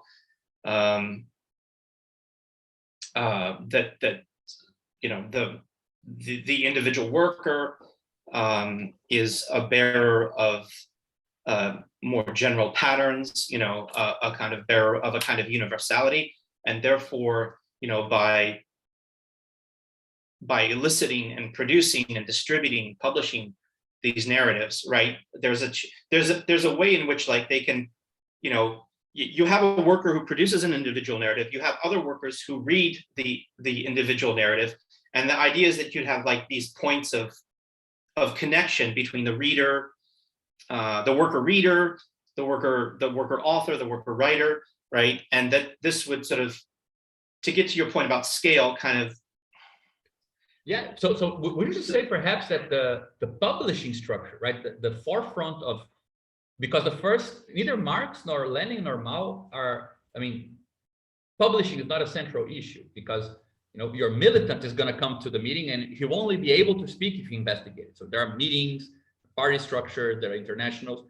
When you get to the Joseph Forster, for example, then the mediating term is not the organization itself, but the journal, which is the same for them, then for the Socialism and Baba, the academic. It's interesting that the publishing takes the forefront there as the sort of organizational mediator, right? Yeah. That's an interesting, I never thought of it. So yeah, I mean, I think that's where the tendency towards something more the tendency towards something more universalizable would be is in those sort of that kind of the publishing, right? And the publishing of narratives and the the idea that another worker would read the narratives and find something there and points of connection. So I agree with you that there was a sort of step back from that, but it was a step back sort of premised on the idea that that could be retrieved somehow through the constitution of these individual narratives. And I mean, I guess also, I mean, we need to consider the state of communism in the States, right? I mean, they were small, like, it's not like they could have done anything. Oh, yeah. Right, I mean, that definitely sounds like the biggest thing you could do under that kind of conjuncture, probably. Yeah. Yeah, but yeah, I never thought of that, like, that there's one interesting thing, and now that it's very clear now that that chapter, I think it's the 3rd chapter, right? It's all published journals, right? So in a sense, that's right. Yeah. It seems to because the baju and the mouse, it's another different type of mediation. So in a sense, it seems that, and it actually seems like a more concrete precursor, in a sense, to Jameson's cognitive mapping, because these are more literary structures in a sense. They are more tied to like the editorial world, to the literature world in an enlarged sense. So it even makes sense that not that I mean, if we take, because this like I think Gabriel said, like Jameson's cognitive mapping text is a very central concept for our work. But when you look back from, I think, the point of view that you present, it actually becomes clear that it seems like an even weaker version of what was happening in the previous models, in the editorial models. Because if and these are all things that happen, at least in the States, I think they are prior to McCarthyism, and like, or at least before all was deleted. So it actually gives a clear picture to what kind of lack cognitive mapping is coming up from. Not as simply a tradition where, okay, so we are, because actually Jameson's position is really weird, because literature folk are very, I mean, at least that's my experience, they are very reluctant to admit the representative capacities of literature. But if you take into account that actually what had that capacity was not simply literature, but also that there were actual militant practices that performed what Jameson was looking for. I mean, it presents a much clearer vision, not only to the militant practice, but also to how it responded negatively to this lack, at least in the case of the US.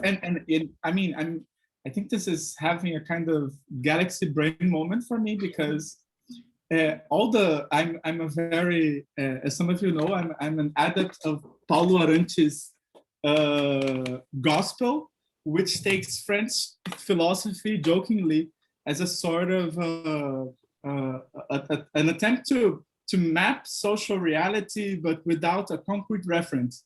And I think well, he has his reasons. I think it's partially right in a sense, but it actually makes it visible, especially if you take into account that, well, those people in Socialisme Barbare are the last generation before you could be an outright communist, at least not without being Althusser. Like you were either you were either associated to the party, which was going downhill, the French Communist Party. So I'm sorry, but this is like, it's connecting too many threads in my head. So I think this is wonderful. And actually, it really, but what I think, I'm sorry, John, I interrupted you. I mean, if you want to talk, I can, because I was going to introduce something, so I'll talk later, but I'm sorry. Oh, you're good. I was just getting set up for a moment. But I wanted to kind of go off of the line of questioning Gabriel brought up and Marcelo's response. And by the way, Marcelo, this is great. I'm also, I think I'm more subdued. It's probably more like a solar system brain, but it's a lot of things are connecting. But I'm honing in on one thing specifically, because it's like a big question that it's come up, and the publishing thing really frames it, because right, this big thing that's changed has been the advent of the internet and all of like a different media structure. And I think for context, one of the main, if not the initial left-wing mobilization of the internet was the Zapatista uprising in '94, and their use of internet self-exposures to essentially like get the international community to come out against the Mexican government's brutal reprisals, right? And it was a very self-conscious strategy of like, we're going to tell a narrative, and blending the fiction of Soup Comandante Marcos with the actual like footage and stories of what's going on, and like a very like brilliant strategy that leveraged the internet long before it was an obvious political tool, and set the stage for all these things. But in the same context, especially when we look at like Black Lives Matter, Me Too, a lot of queer struggles, right? Like, you're not anymore dealing with like an external political organization coming in. There's much more kind of like self in reporting, I guess, or self storytelling. And so I guess that's one line of direction, is like, what kind of changes are there? The other is, and this question in particular, I think is kind of from my experience organizing in the States, and particularly the Pacific Northwest, around neo-Nazis and fun stuff like that. But there's like been a lot of debate around like, various kind of anti-fascist investigations, infiltrations, exposures of information, doxing, all this kind of stuff, which has, it's of course like an investigation, but it's an investigation of, quote, the enemy other, and not kind of like of our class. And it's also brought up all kinds of tactical strategic questions, like, is doxing actually a good way forward? Are these kind of like subversion, counterintelligence, is this really what we should be focusing on? Like, are there better ways to build an anti-fascist movement than like just constantly focusing on the fascists themselves? And so I think there might be an open question of like, have we kind of gotten obsessed with investigating the enemy, whether it's kind of like war journalism, Jeremy Scahill kind of guy, or like these kind of more anti-fascist, has there been something kind of like a shift away? Or is that because, kind of going back to the first question, investigations are kind of moving away from a party or some organization going in, and more towards people kind of telling their stories going out? And those two questions might be connected, they might be not, but I'm really curious about what your thoughts on all that are. Could you go over the first part of the question? Like just backtrack to that first part of the question. I'm not sure I got all that. Well, like, for example, there's a recent string of kind of like Instagram and TikTok videos around Starbucks workers, telling their stories and whatnot. And it's Starbucks workers using a social media system to tell their stories. They're not sending them into the Bolshevik press or to a group of social, like, they're using a giant capitalist social media, and they're telling their own stories. They're not answering a third left-wing political party's question. And that literally seemed materially impossible before the internet. Like, there literally weren't the material means to do that. So there seems something really different that has been introduced, that is kind of like doing the work of investigation, specifically in the sense you're talking about, and addressing a particular audience. And excuse me, I did not get a chance to read the book, so I'm going off of your presentation, the comments. Okay, I'll definitely be reading it after all this. But there seems to be a shift there that kind of still addresses like the open questions of people around, like, what is happening inside the workplace, what is happening in racial communities, or to any kind of oppressed group. But the actual material dynamics by which these stories are told, and who is telling them, and the media of transmission have radically changed, such that it's not publishing by left wing anymore. It's this auto narrativizing over social media. And yes, of course, you have all kinds of investigative stories, social media group or like left-wing groups on social media, blah, blah, blah, blah. But really, that's not the main way it's been transmitted. When you look at the major viral videos, specifically of Black Lives Matter, right? Or a lot of the things that helped trigger the Arab Spring, these were, quote, normal people filming and disseminating images that were themselves being picked up by, again, quote, normal people, like not left-wing operators, collecting information, publishing. And so there seems to be something, and especially when we look at scale, non-locality, the transmissibility of stories between different groups, that seems to be a really important point of both how we've been fractured, since we know neoliberalism has leveraged tech, but also the new ways in which we're kind of like telling stories and carrying out investigations as people struggling for something better. Yeah, yeah. I mean, I agree with what your so this modality of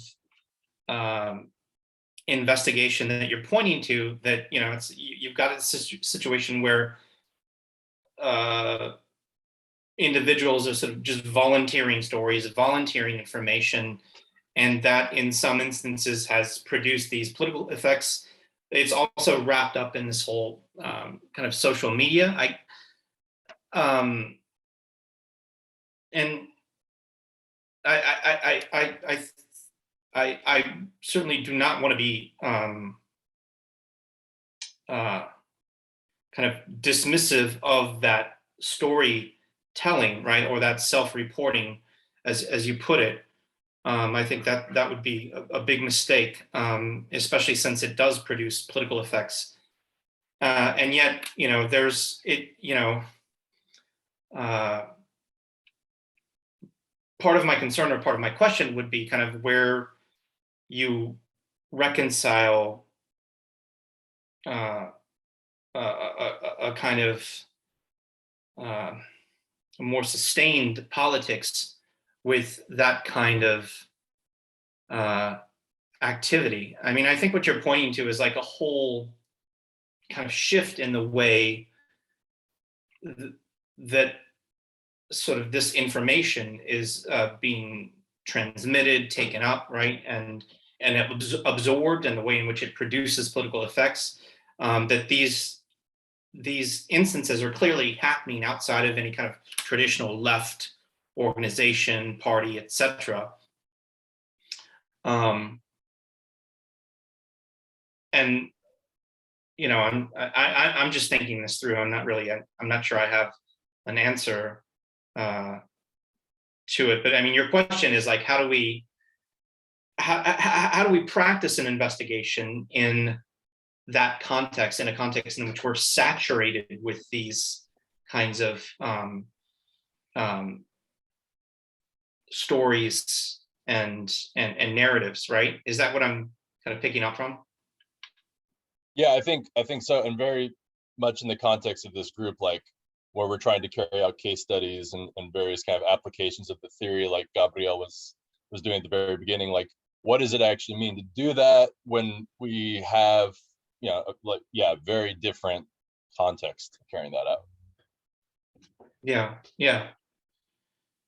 Can I just surf on John's question, because I mean, also this is an opportunity just to kind of summarize what I felt was the core of the argument, because once you finish reading this very heterogeneous kind of history of different practices of investigation, right? I feel like ultimately you see that there is, once you remove this surface impression that it concerns simply the extraction of information about others, which could be like a sociological practice. Once you take that out, you can see that there is a very tense mixture of kind of an encounter, because I mean, some practices will emphasize the fact that both parties come transformed on the other side. So you will see the autonomists, for example, saying, look, there is something about challenging the very knowledge of the investigator, which is a very good metric of the efficiency of these encounters. It's not just about enlightening the investigator or even enlightening the investigated, but there's something where both can come out different. There's also clearly a component where it's not a matter of, let's say, atoms meeting, changing their course, and then separating, but often some of them will emphasize the fact that a bond is to be created, in the sense that this is actually the means to an organizational end rather than an end in itself. So some will emphasize that or not. So some will emphasize this encounter aspect, this transformation aspect more than others, but it seems like those two aspects are there. And then there's a third aspect, which has something to do with that superficial impression, ultimately, which is there is something in the content of this speech. It couldn't be about anything, really. It's not a matter of saying, okay, what's your favorite color? well, you could come transform from that meeting, you could create a bond, but there's something epistemological about that, in the sense that you are politically affirming that there is something to be known coming from a place where apparently knowledge should be absent, right? So even if there's no knowledge product, a thesis, a theory, a path, because of the transformational and because it might be a means to something else, there is something epistemological about it at stake, right? Binding together this, here in the group, we've been playing with this triad, which is the idea of to take things from the organizational point of view is always to consider how things are composed, how they get to interact due to how things are composed, and what becomes intelligible because of it. And I feel like militant investigation seems to bring these three things very neatly together. How people get composed because of the investigation, meaning, will they organize together? Are we addressing these people rather than others because of a certain class composition or because of the organization's own composition? So there's something about how social groups are organized and composed that is relevant. There's something about interaction in the sense it is an encounter, it's an action. It's not a passive reception of something. Possibly everyone comes out different on the other hand, but there is also this intelligibility dimension where there is the political affirmation that getting together and interacting can increase how intelligible the world is for us, for everyone, ultimately. So in that sense, I think when you put it in those three terms, those three categories, it becomes first clearer what I just realized, my own galaxy brain thing, which I never thought about, which was that there is probably a continuity between this idea. I mean, Badiou is one who keeps this very clearly in focus, that the meeting is the basic unit of politics. To meet, either meet people or to have a meeting, but regardless of that, this sort of association of people, the basic unit of that is a meeting. It's smaller than a family, smaller than a friendly gathering, it's even more basic than in any form of pact, social pact. To make any of those things, you need a meeting, right? But then when you think about the fact that meetings have a spatial determinant or a temporal determinant, people need to be here and now. You can see that the investigative form is almost a development on top of that problem, right? Meetings, if meetings are the basic unit of politics, they present an impasse, which is we cannot not be here now altogether. So how do you decentralize that in any way without turning the other into this person excluded from a meeting? That seems to be a good way of posing that very, very fundamental problem, right? But so that's kind of my proposed summary for let's say what I understood of being like very essential characteristics of this very polymorphous form of the investigation. But I think when it sheds a light on the present, I mean, I think John went to a very nice symptom, which is we are currently interested on, we almost split the investigative form into 2 or 3 different practices, because, for example, when when a viral video is shared, we don't create bonds with anyone. Right. That's the right. Perhaps you're changed by it. Perhaps you're moved to action, but not with those people. Right. So there is something interesting to think about that. For example, we've become very epistemologically interested on the right, meaning the right winger has some knowledge. That's something we almost politically all agree on, that we should, either because it's the basis of irrationality. So if you want to understand why the world went crazy, you should understand how a right winger thinks. So infiltration, practical investigation with like specific tactics seems to be totally directed towards the right. And this more kind of plastic, free-form solution that mixes individual history with, on-the-ground political action. It kind of I recall here a text that was very interesting for us a while back, which was called Meme as Force.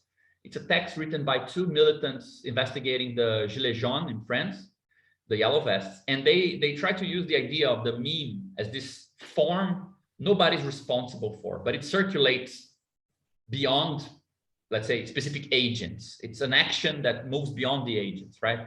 As a kind of the most political dignifying form of thinking about these viral videos, viral connections that are created. And it looks like these two things separate, right? So either you get in-depth, investigative, convivial forms, but those are directed towards the right, or you get the sort of decentralized, kind of dispersed forms of,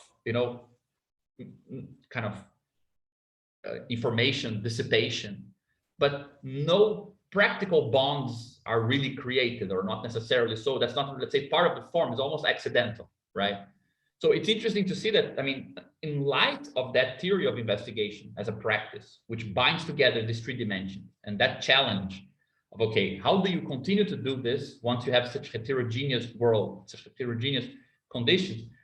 It's interesting to look at this very duality that John mentioned, perhaps as an effect of that, right? Not being able to keep these three things together, not knowing how does that look under contemporary conditions. We get fragments of that split to different sides. Like, I have friends who spend a long time investigating the right undercover,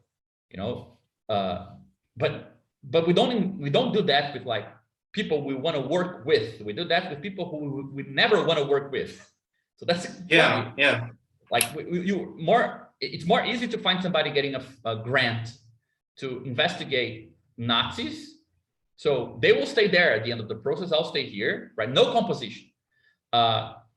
Then to get something to be done in that direction that actually, at the end, you will get a more robust, a new type of organization or something like that. And on the other hand, these viral videos that they always are ambiguous, because you never know if they're going to spark a movement or if they're going to substitute a movement, in the sense that I've already watched the Amazon strike workers. I don't need to do anything. I've already watched. I like the video. Therefore, I'm already connected to them. Therefore, I don't need to do anything else. It's always ambivalent in that sense, right? So that connection between epistemology, organization, and being transformed by that encounter, it gets dissolved in these two different ways of not making connections, right? Yeah, I mean, I would say that, sort of in short, that's the core problem with a lot of sort of this social media self-reporting, self-telling, and so on and so forth, is that it doesn't endure. If that, it doesn't. There's the bond is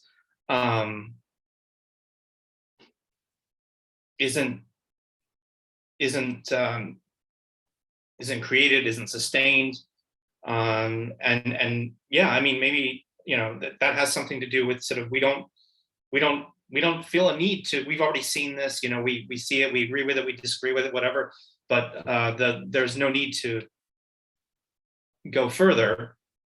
And I mean, clearly what an investigation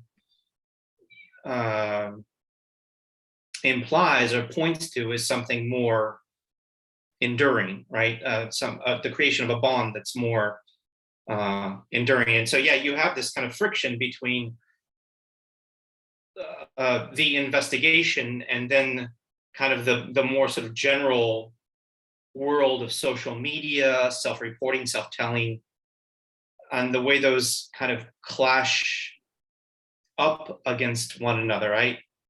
That's why I was sort of, I'm not entirely dismissive of the way in which social media can facilitate these moments, but obviously there's something more to it, which is this bond, right? And which is, I'm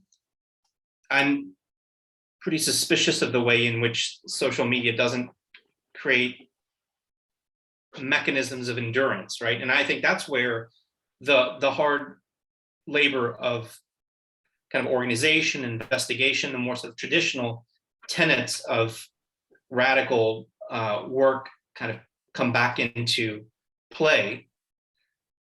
But yeah, I mean, there's this different world, this different reality that John is speaking to. It's an interesting problem, because I've encountered folks who have said, well, the internet's here, so what do we need? Like, what do we need investigations for, right? So sort of. Yeah, that's exactly what I was thinking, because I know this is not what John meant. Definitely, Right. I totally agree. This is shouldn't at all be dismissed, but it's a weird, I also think that's a really good reason why information is a word to be used very carefully, because there is let's say, a more strict notion of information where you cannot know if something is information if you don't know where it came from.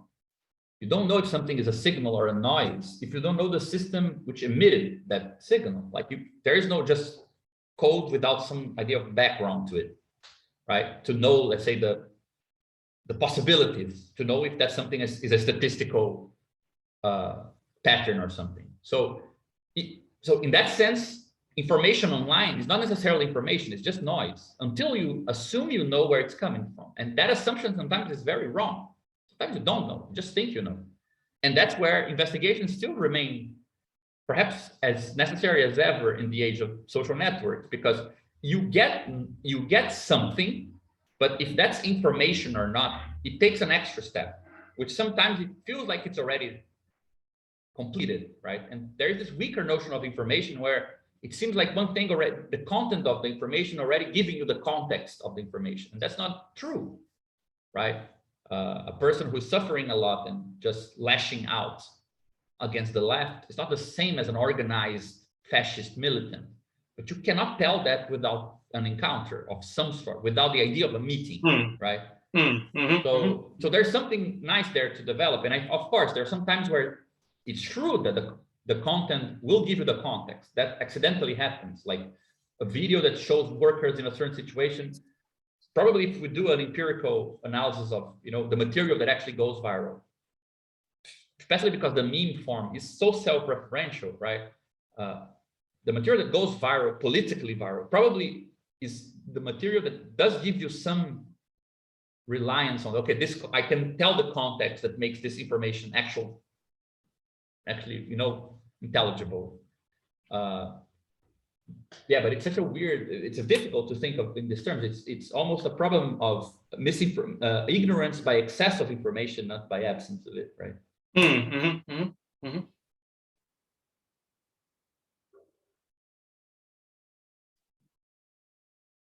Rafael, you look meditative.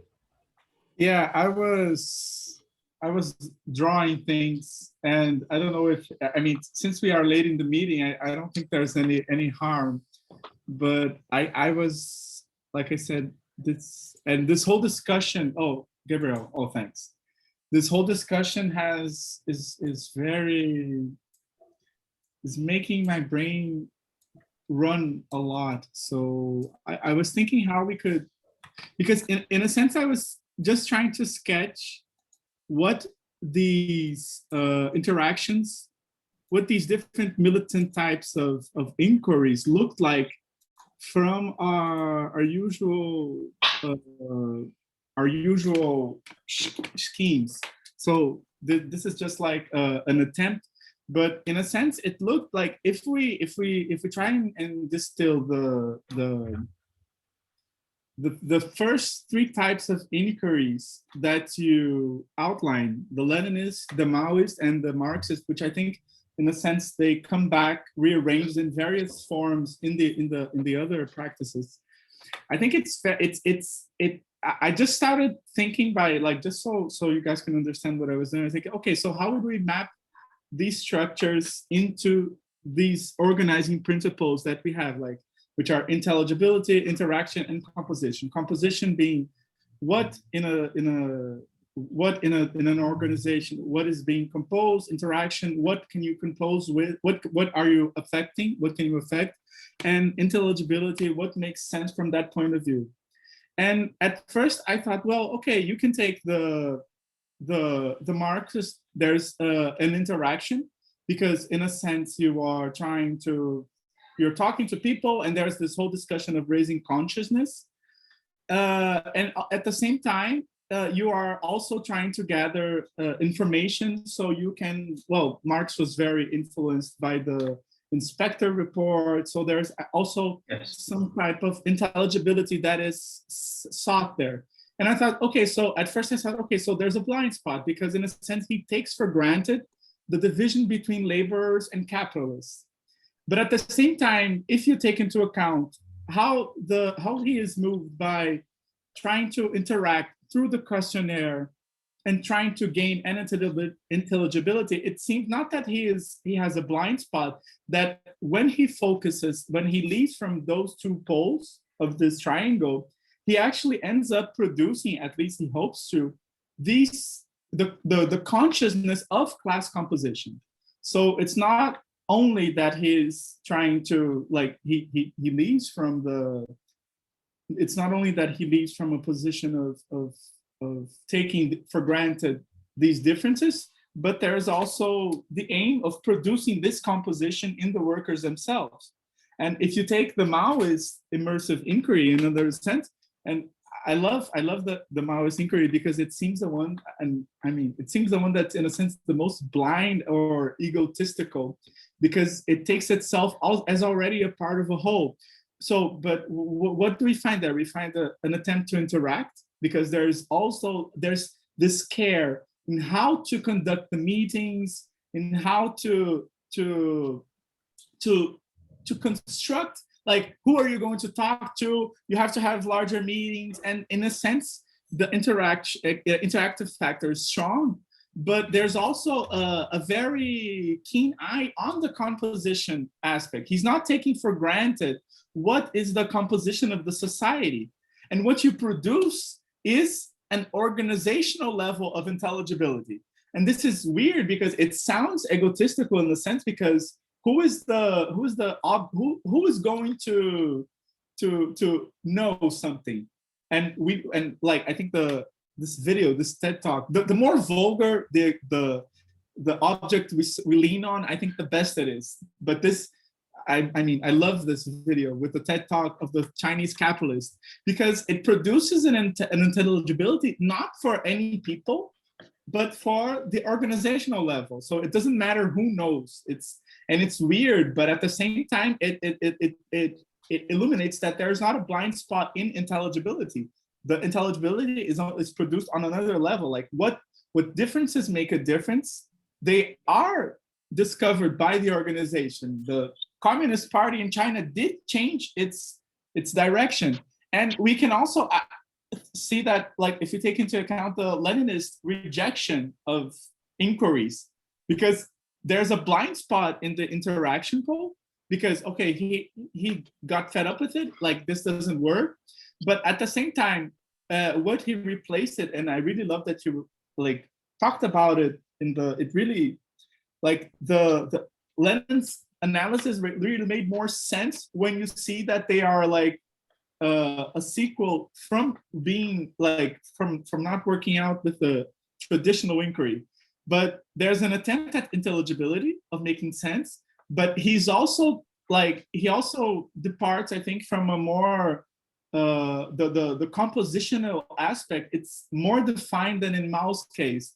And what you produce, I mean, it seems like it's the interaction, it seems like a blind spot initially because you don't interact with the workers, but then the interaction that is produced is on another level. I mean, we can discuss about how effective this was in practice, but it does seem that you can map out not blind spots, but actually what you are trying to do. I mean, I'm trying to work this out, but I think it really makes a lot of sense. I mean, I'm very Aristotelic at this point. I love it when things make sense. But I don't know, just some things that I was working out from what you were saying. I mean,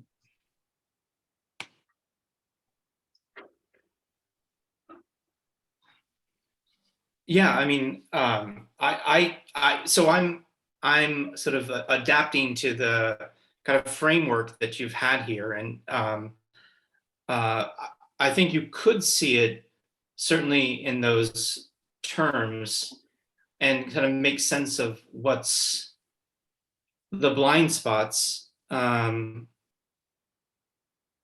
I mean, I don't disagree with this. I'm still processing it though. So We're all doing that. yeah. I just been trying to draw process it for like 2 years now. Yeah, the amount of diagrams we've produced at the end of a meeting spontaneously that have just like floated. Yeah, but I think it's also a good connection point, Marcelo, with something I mentioned before we start, that we're planning a meeting soon on, let's say, trying to understand a bit the typology of, let's say, ways of using experience, information, lived experience, inquiries, investigations. In the, I wouldn't say social science. I think we're actually trying to, very much in line with your book, actually localize social science as a moment of a more broader political concern, right? But let's say you have this sort of, we were thinking first in terms of, for example, how do we parse out the differences between ethnographies, which are concerned in some way with how people think, but with a very specific goal in view, and analysis of conjuncture, which is a sort of text that organizations are kind of publishing all the time, and this kind of particular way that psychoanalysis has of also being interested in how people think, but in this askew way. So we were starting with that, and okay, how can we kind of it was this diagram. So the idea was, can we use this triad we're talking about, composition, interaction, intelligibility, to parse out ethnography, conjuncture analyses, and oh my god, what's the third? Yeah, case studies in psychoanalysis, for example. But I feel like what Rafael did is to show that there is actually the tension between these three things is actually inside the immanently political problem of investigations already there.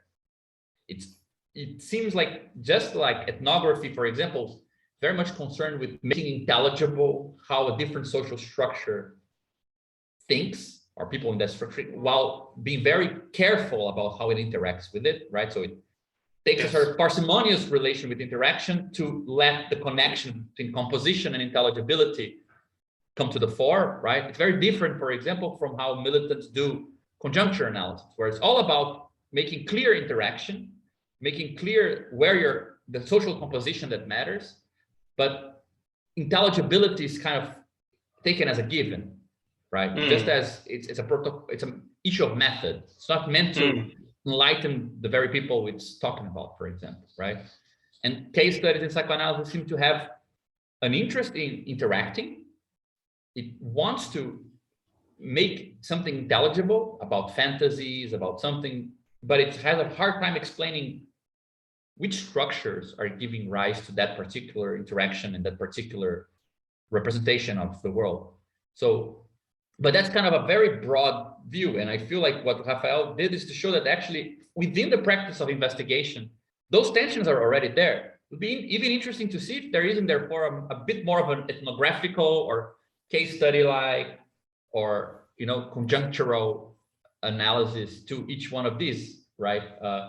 From your graph, Rafael, I think we could even arrive at, Lenin's concrete analysis of concrete conjunctures. Isn't that placed exactly where the Lenin version was? Right? So no, it is not.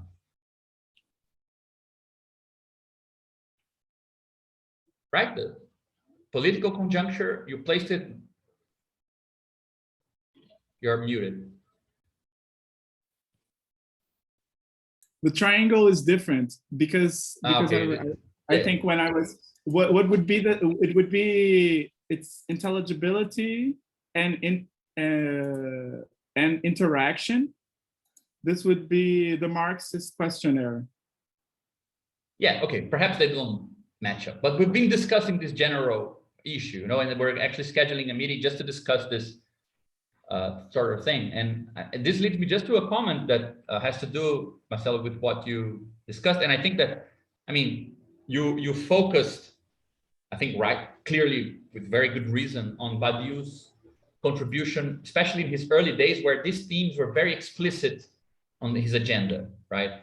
And you go into Peter Hallward's and other people's accounts of being an event, and he puts the problem of investigations at the core of very grand, much more abstract kind of field. In a certain sense, he's trying to even generalize the idea of investigation to be something that every procedure, there are such a thing as scientific investigations. And so he actually, the word investigation is meant to be the general case out of which scientific experiments are the particular case, right? And lovers do investigation for him, and artists do investigation. So he takes it to a kind of, he skyrockets the level of abstraction there, right? But at the same time, he does something interesting, which is he gives almost like a mathematical account of it, which is very complex, very hard to understand, like the whole theory of forcing and so on and so forth.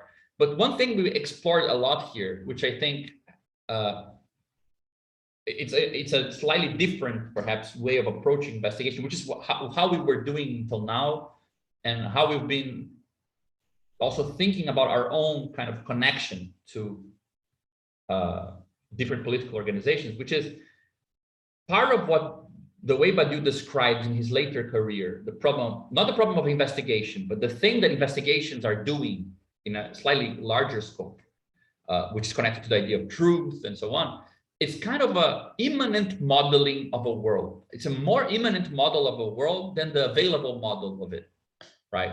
So there is a strange connection between, once you have many investigations and they fit under certain conditions, and so meaning that they are compatible with each other in a particular way, but at the same time not fully compatible, they're not redundant, they are always add some information and so on.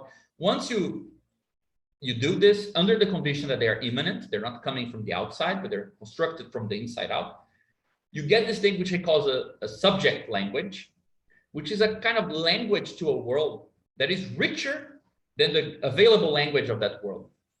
And I think that opens this, I mean, it kind of binds a lot of what we've been talking about, which is this idea that not at the level of the inquiry itself, the investigation itself, but in a slightly more abstract or slightly more general level, the collection of investigations would have something like the vocation to compose. I mean, it actually connects with worldview Marxism in a certain way, which is funny. I mean, it's interesting that like Lukács and those guys don't have a theory of investigation, but it connects with that idea that somehow all these things can lead to a kind of an alternate picture of the world, right? Alternate language for a world.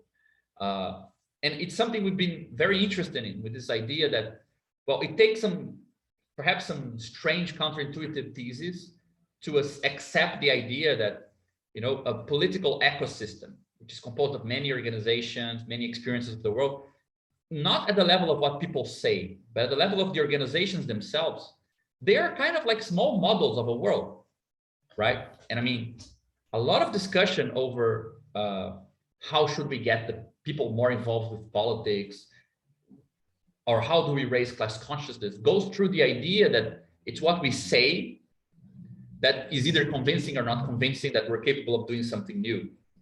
And I feel like one of the consequences of Badiou's idea is that it's not what we say that is convincing or not convincing, but if the organizational ecology of the left creates a picture of the world of what we're capable of doing, which is richer than a non-political world, that's what's subjectivizing about the left. So while we're concerned with finding the correct discourse to address the other, it's actually the way we're practically materially organized together, which serves as a miniature of what the world could be like. Well, if you're caught up in exploitative, segregational, oppressive relations in your daily working social life, and you look at political parties, movements, and so on, and they are oppressive, exploitational, segregational, and so on, I mean, there's nothing new there. There's no reason to join. It's not because they're not saying the right thing. People say the right thing everywhere, right? It's because they are not a model of anything other than what we already know. So that's just it. So there is a kind of a strange connection between the investigative practice, which I think it has this idea of a meeting, the idea of an encounter, and of some information which is not yet codified, which is allowed to seep into the organizational or political practice. And this additional level, which funnily enough, once I read your book, I realized okay, where the hell did Badiou get this idea of this immanent modeling through organizations? Because he never did anything like this in his political practice. Like, I wonder if this wasn't a bit of a fantasy idea of his, like, as you know, in the shortcomings of the actual things that he did, that, you know, where did this come from? Because there is something that sounds like, you know, shouldn't the Paris Commune, isn't there perhaps a continuity between the meeting, the investigation? Like, so the meeting is the local, punctual, finite thing. It's problematic. Investigation is a dynamic, possibly delocalized, because you can move and you should move. Movement is very important. And then the commune is, I mean, for a French person, we know how proud they are of it. It's like a miniature part of a French world that was a different world inside of it, right? So I had the impression that you can almost read his late work, the political inspiration behind it, which is very, I mean, I wouldn't say you don't say it as well in the book, that he dismisses his more investigative kind of approach. He clearly generalizes it, but by generalizing it, he also makes a clearer case as to, let's say, what a collection of investigations can amount to, right? While you create bonds, you develop a new language. Well, what is a reorganization of a world plus a new language? That's a new model, right? So it's very counterintuitive. I mean, it's written in the lost language of mathematicians. It's not something he never developed this fully in his political writings, perhaps because it's meant to be, you know, politics is meant to directly address the current conjuncture. So why lose yourself in very strange abstractions? But it's kind of a lost thing inside his writings that we've been very interested in. And we don't see this discussed anywhere, like this particular interpretation of how investigations amount to something. They're not so there is this movement between investigation, organization, where it's now an organization with a new language, but also a new outlook, right? There's a whole thing there. And I know that you had, for many reasons, a good reason to focus on the moment where he was explicitly thematizing and conceptualizing investigations with, you know, his comrades. But I wonder how you see this kind of movement to his later years, and how you see this in his previous, in his earlier works. You know, it's something we've been very interested in. We've been thinking about, let's say, well, the theory we've been developing, it's pretty much a theory to give credence to the idea that you should look at what people are doing in terms of partial models of something else, right? It's incomplete models, incomplete kind of parts of a different world, but it's good to have tools to look at all of that as part of one weird architecture, you know? So it's nice. I think that's how we put theory inside of a practical field, as a sort of parapolitical or metapolitical toolkit to take more seriously what organizations actually make appear, right? But that seems quite absent from his own writings early on, right? So I wonder if you see some in between the lines things there about where he ended up going, you know? Yeah, I mean, you know, if I had, there's a problem of scale in my own book, and trying to sort of keep things contained and manageable. Yeah, you already did like an epic, in fact.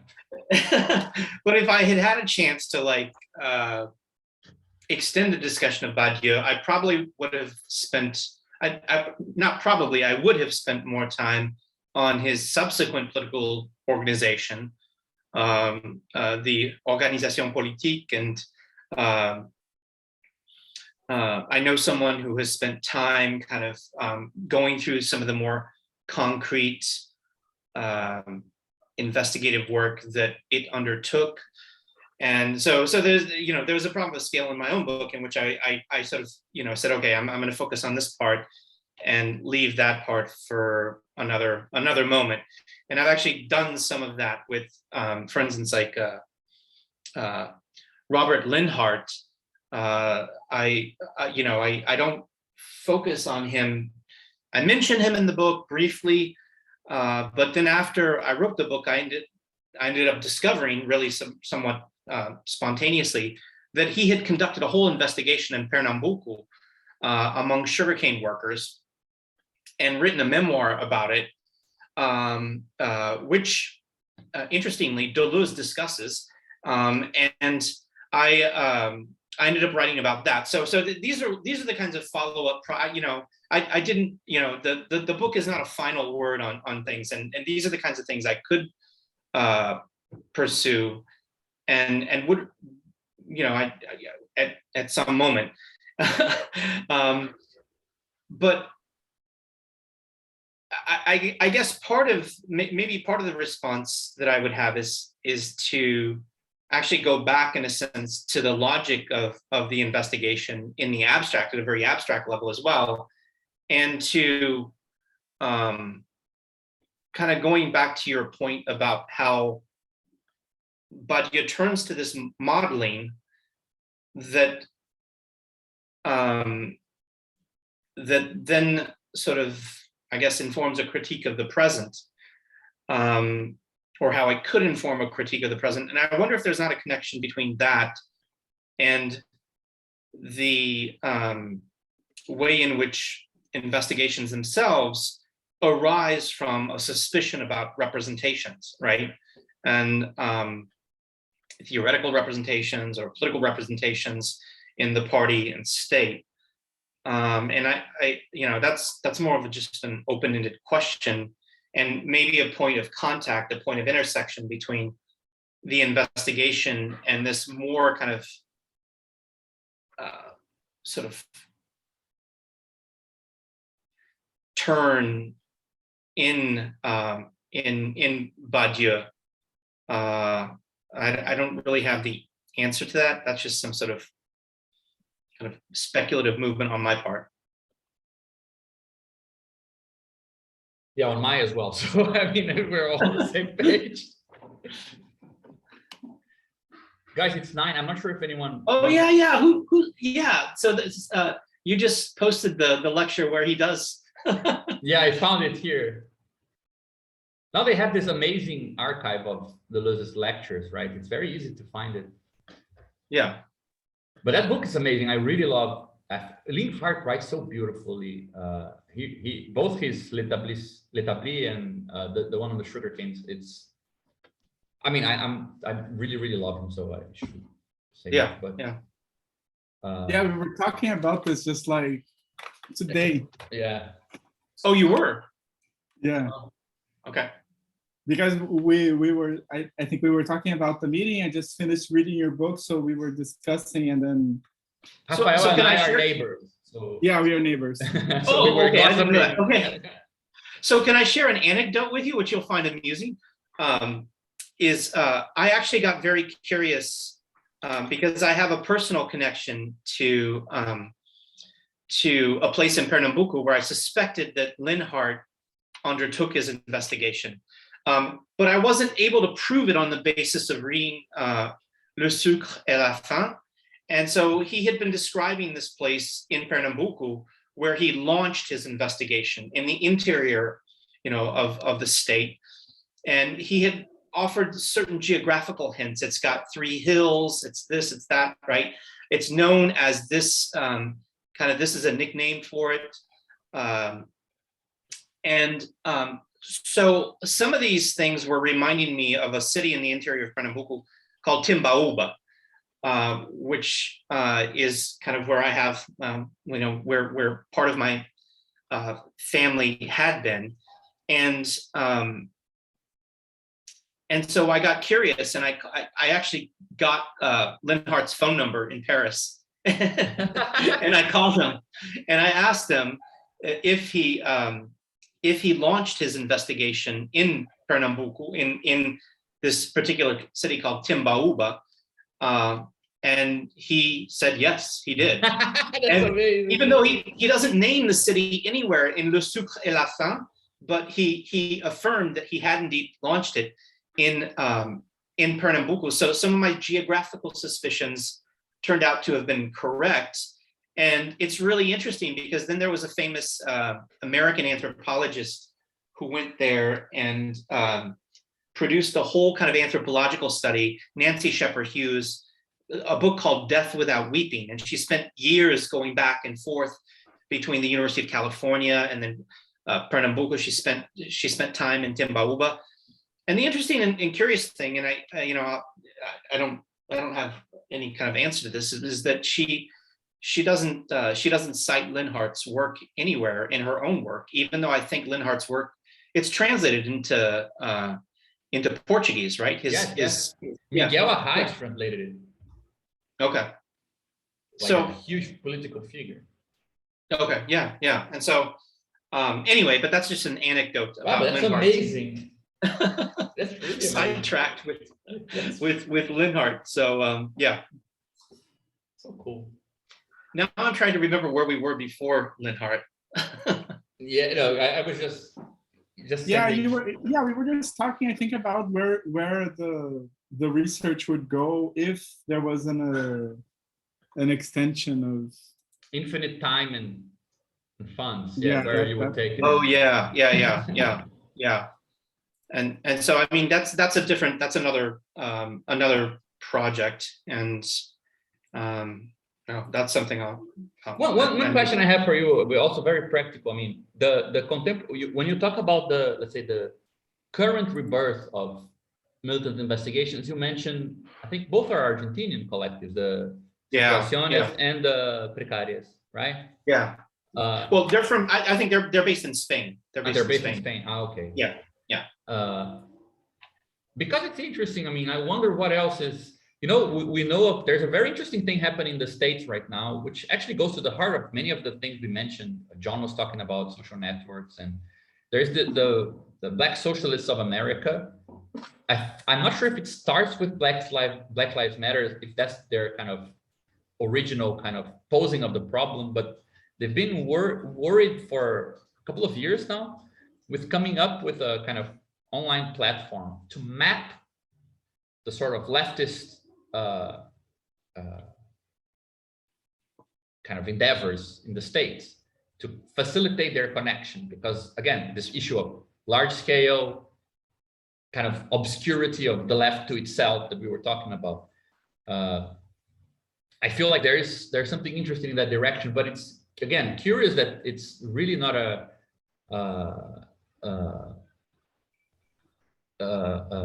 there aren't that many contemporary examples, even though clearly there is a new bibliography on it that's appearing and so on.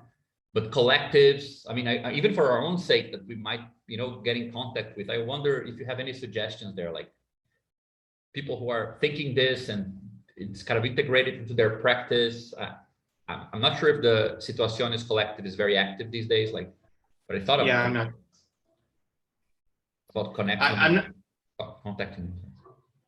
Yeah, I'm not sure. I'm not sure about that either. But there was, or there is rather, a group in England that's called Notes from Below.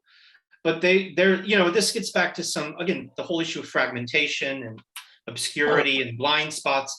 It's I prefer to frame in order to sort of offer a broad history. I've been forced to frame it in terms of the militant investigation specifically. But then you have these like Notes from Below is focused on workers' inquiry specifically. And then you may have other kind of other ways of framing it.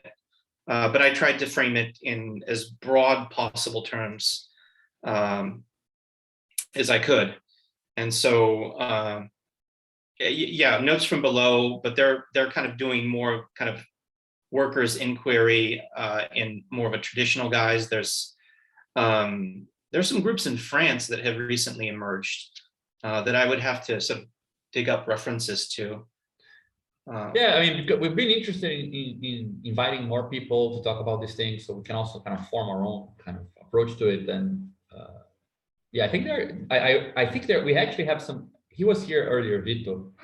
He left, but he actually published with them one of his reports. He's an investigative journalist who Oh, studies really? like Okay. he writes for Intercept, and he studies a lot situation of workers in Brazil, courier strikes, and I think he published a text with them. So probably we would have an entry with them. Oh, with notes from below? Yeah, to Okay. invite them over at Okay. some point. Yeah, but it's interesting. I like to see who else we could contact. Anyway, Yeah, there's sorry, yeah. There's also a group. I'll have to look it up. I'll send you the link to it. There's actually a group in New York City. I've tried to reach out to them, and I haven't been very successful. That does workers' inquiries among artists, and you could probably type in "artist New York City workers' inquiry" and it would come up.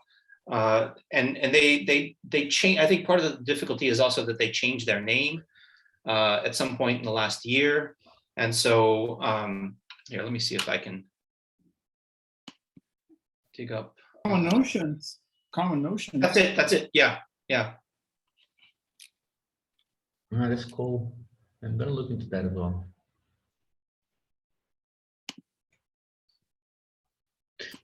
Yeah, it's a pity Vitor is not here, because Vitor brought recently to my attention this movement that's happening in Brazil right now, that iFood, in order to kind of counter the courier strikes in Brazil, they first hired a kind of one of these investigative, it's not investigative, how do you call it? Like Locomotiva is what sort of institute it is? A research institute. It's a think tank in a sense. It's a right-winger think tank disguised as a consumer survey company. Yeah, and they did surveys with all the couriers.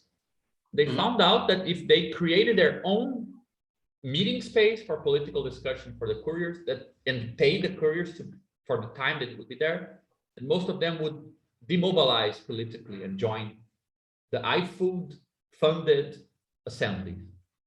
And they use this sort of survey structure to totally dismantle a movement, because they kind of won the war of who got to map the movement. The movement couldn't map itself. They mapped before. They realized that the work versus militancy tension was very strong, and they solved it before the militants could do it themselves, and they dismantled nationally the movement. Wow. So I think it goes to show, how central this can be. Also, I mean, I would be very interested. It's kind of a sidetrack, but it connects with everything we said until now. There is this British researcher called Nick Sneerczak, who wrote that accelerationist manifesto with Alex Williams. But in his doctorate thesis, he wrote about something called epistemic cognitive assemblages, which is this poorly distributed technical capacity to map what's going on.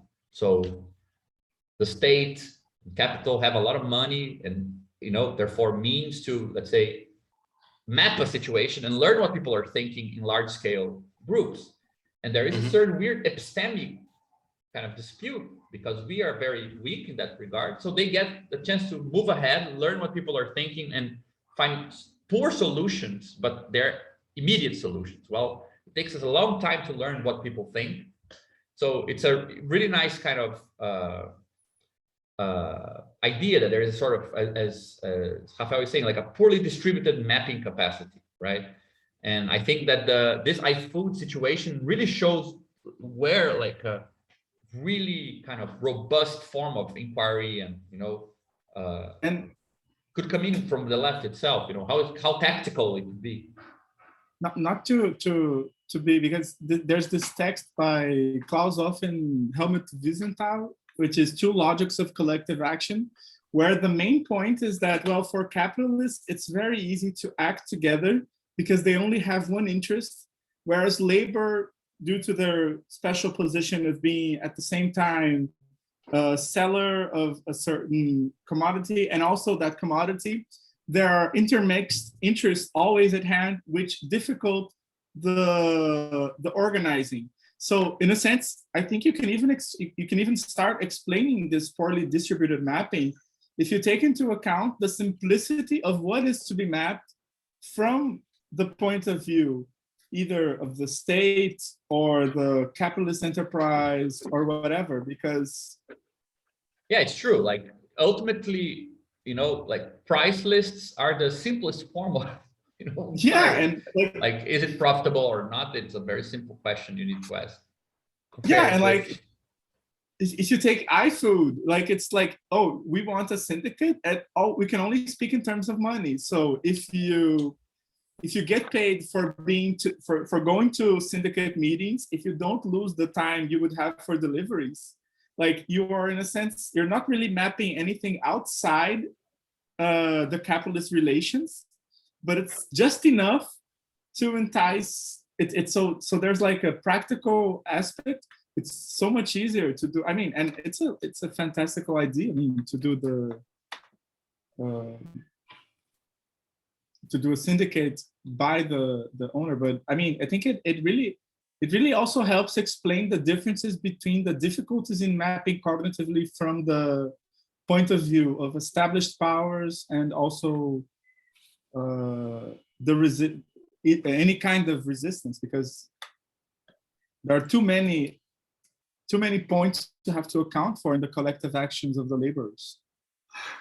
That was something that came up for me when you were talking earlier, Gabrielle, about like this kind of step from like a meeting to an investigation as a way to kind of abstractly deal with the impossibility of everyone meeting, to a commune which has the kind of scale to actually kind of be a stand-in for enough of the world. And then I think the next step would be like what you see with the early Soviet apparatus, where it actually is capable of carrying out its own investigations, and it ties together in a way the investigating capacity and the actual accessibility of meetings, where you have both the kind of proliferation downwards of localization and the proliferation outwards in terms of like you had artist meetings and restaurant worker meetings and women's meetings and all this kind of stuff, where both the investigative capacity and the actual ability to sit in meetings that are somehow linking together across various domains and times and spaces becomes truly feasible. John, for the first time. It's happened a lot since then in interesting ways, but I think one of the things that comes up, because Occupy has been coming up again as a question mark in these conversations, that was one of the things that was a problem that was never solved, but very kind of like specifically thematized, is like, how do you tie together all these local experiences real time that gives credence to those differences, but also kind of generalizes across some kind of like shared moment, both in terms of like expressing what the movement wants, but also responding real time to like when Obama's meeting with the mayors of all the cities and blah, blah, blah, or mapping the movement in a certain way, according to Fox News, that we want to be able to respond to when they're coordinating nationally. So on both those levels. Mm-hmm. But there does seem to be a way that meeting and investigation kind of link together at higher orders when you have enough to kind of capture like a microcosm of the overall world. You know what you might like, John? Have you heard of Otto Neurath? The guy from the Vienna Circle. I feel like in these meetings, but like not other than only in the nerdy side circles then. Okay. Because I think it's very much what you're saying. He was definitely influenced by the earliest Soviet kind of structure of trying to mix Soviet structures and localized, but I mean large kind of mid-scale planning, right? And his idea was that he thought that this was really, let's say, where the alternative to price would emerge. His critique was that his point was that we should critique Hayek and neoliberalism for reducing social parameters to one. So you need to make most of your social decisions based on one type of question, which is the price form. The price form is a question, but it's a question that is preformed into this one quantity, right? And his whole point is that what will reintroduce politics into economics is to give, let's say, representative, or for example, the meetings of the supply chain of metal, to give them as many parameters so that they can make a decision and not. So for example, the idea was, well, if you need to know how much iron you're going to produce, well, the iron producers should get together in a certain region, and they should have access to a lot of information about what other iron producers are doing somewhere else, but also what communities near the mining places are thinking, what, you know, what industries use iron and how work intensive they are. And that wouldn't coalesce into one parameter, but precisely because you cannot bring it down to one kind of question, politics is going to be an issue in that meeting, because they're going to have to make a decision and they're going to have to be responsible for it somehow. So it's interesting that there is something about the idea that the qualitative dimension of investigations, you don't get like a qualitative versus the quantitative on the side of capital. You get a pluri-parameterized version for socialism versus a one parameter version for capitalism. And it was precisely meant to happen. Let's say the model for it was the sort of Soviet, like the sort of guilds of, you know, professionals who are either in a certain part of a supply chain or in a certain service area, a certain common profession, or a certain common neighborhood. And that that kind of network of how much information flows into you from other workers in other parts of town or the country, and how much information you move out, that's for him what should substitute the price system. It's a very strange idea, because most people tend to think that you should overcome price by becoming even more streamlined into like a computational solution, right? That's like the current fetish for the left, like technology will solve it. And Neurath was the inverse. He said, well, but you don't want to solve, this is not a problem. Like, this is a pleasure. Like, people should have the right to wonder what other people are thinking. And so his idea is that actually having more parameters is what's going to introduce politics back, not streamlining even further than one localized decision of, okay, should I invest in this or that? Well, it's cheaper this, therefore I'm going to do this rather than that.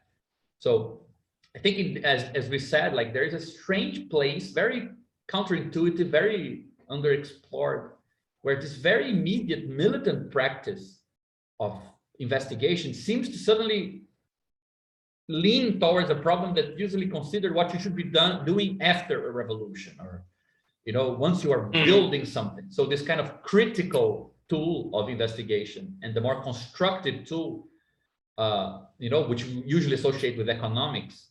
I mean, I know every one of the post-war groups you mentioned in your book, Marcelo, would be appalled by the idea that, you know, they're all kind of, they would hate that politics still has something to do with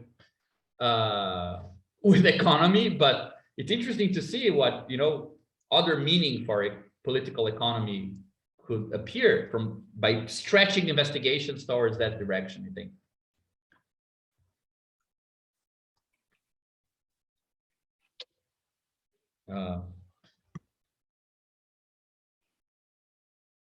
Anyway, guys, I need to run, but it's also 9:30. I imagine it's also getting late for Marcelo. I'm not sure if anyone has like one last question or something. Thank you so much, Marcelo. This was Yeah, great. just want to say it was excellent. Thank That you. was Thank you so really, much. really helpful. So you're welcome to join us anytime you want. If a Monday you're feeling like, you know, a bit bored, you want some company, you can always join us. You're always welcome. Now you're an emeritus member, and you can just come when you want. Okay. And please let us know afterwards. I mean, we recorded the meeting. I'll post it as unlisted so you can see it without no one else seeing. If you think it's okay, we would love to share it with everyone. We usually get not that many people from the outside, like about 300, 400 people watching it. And yeah, anyway, you can see. You can check it out before it's posted. Yeah, of course. Okay. Let us know. Okay. Anyway, man, thank you so much for your presentation and for sticking with us in this crazy discussion afterwards. Thank you. Thank you. Anyway, guys, see you all. See you. Bye-bye. Take care. Thank you.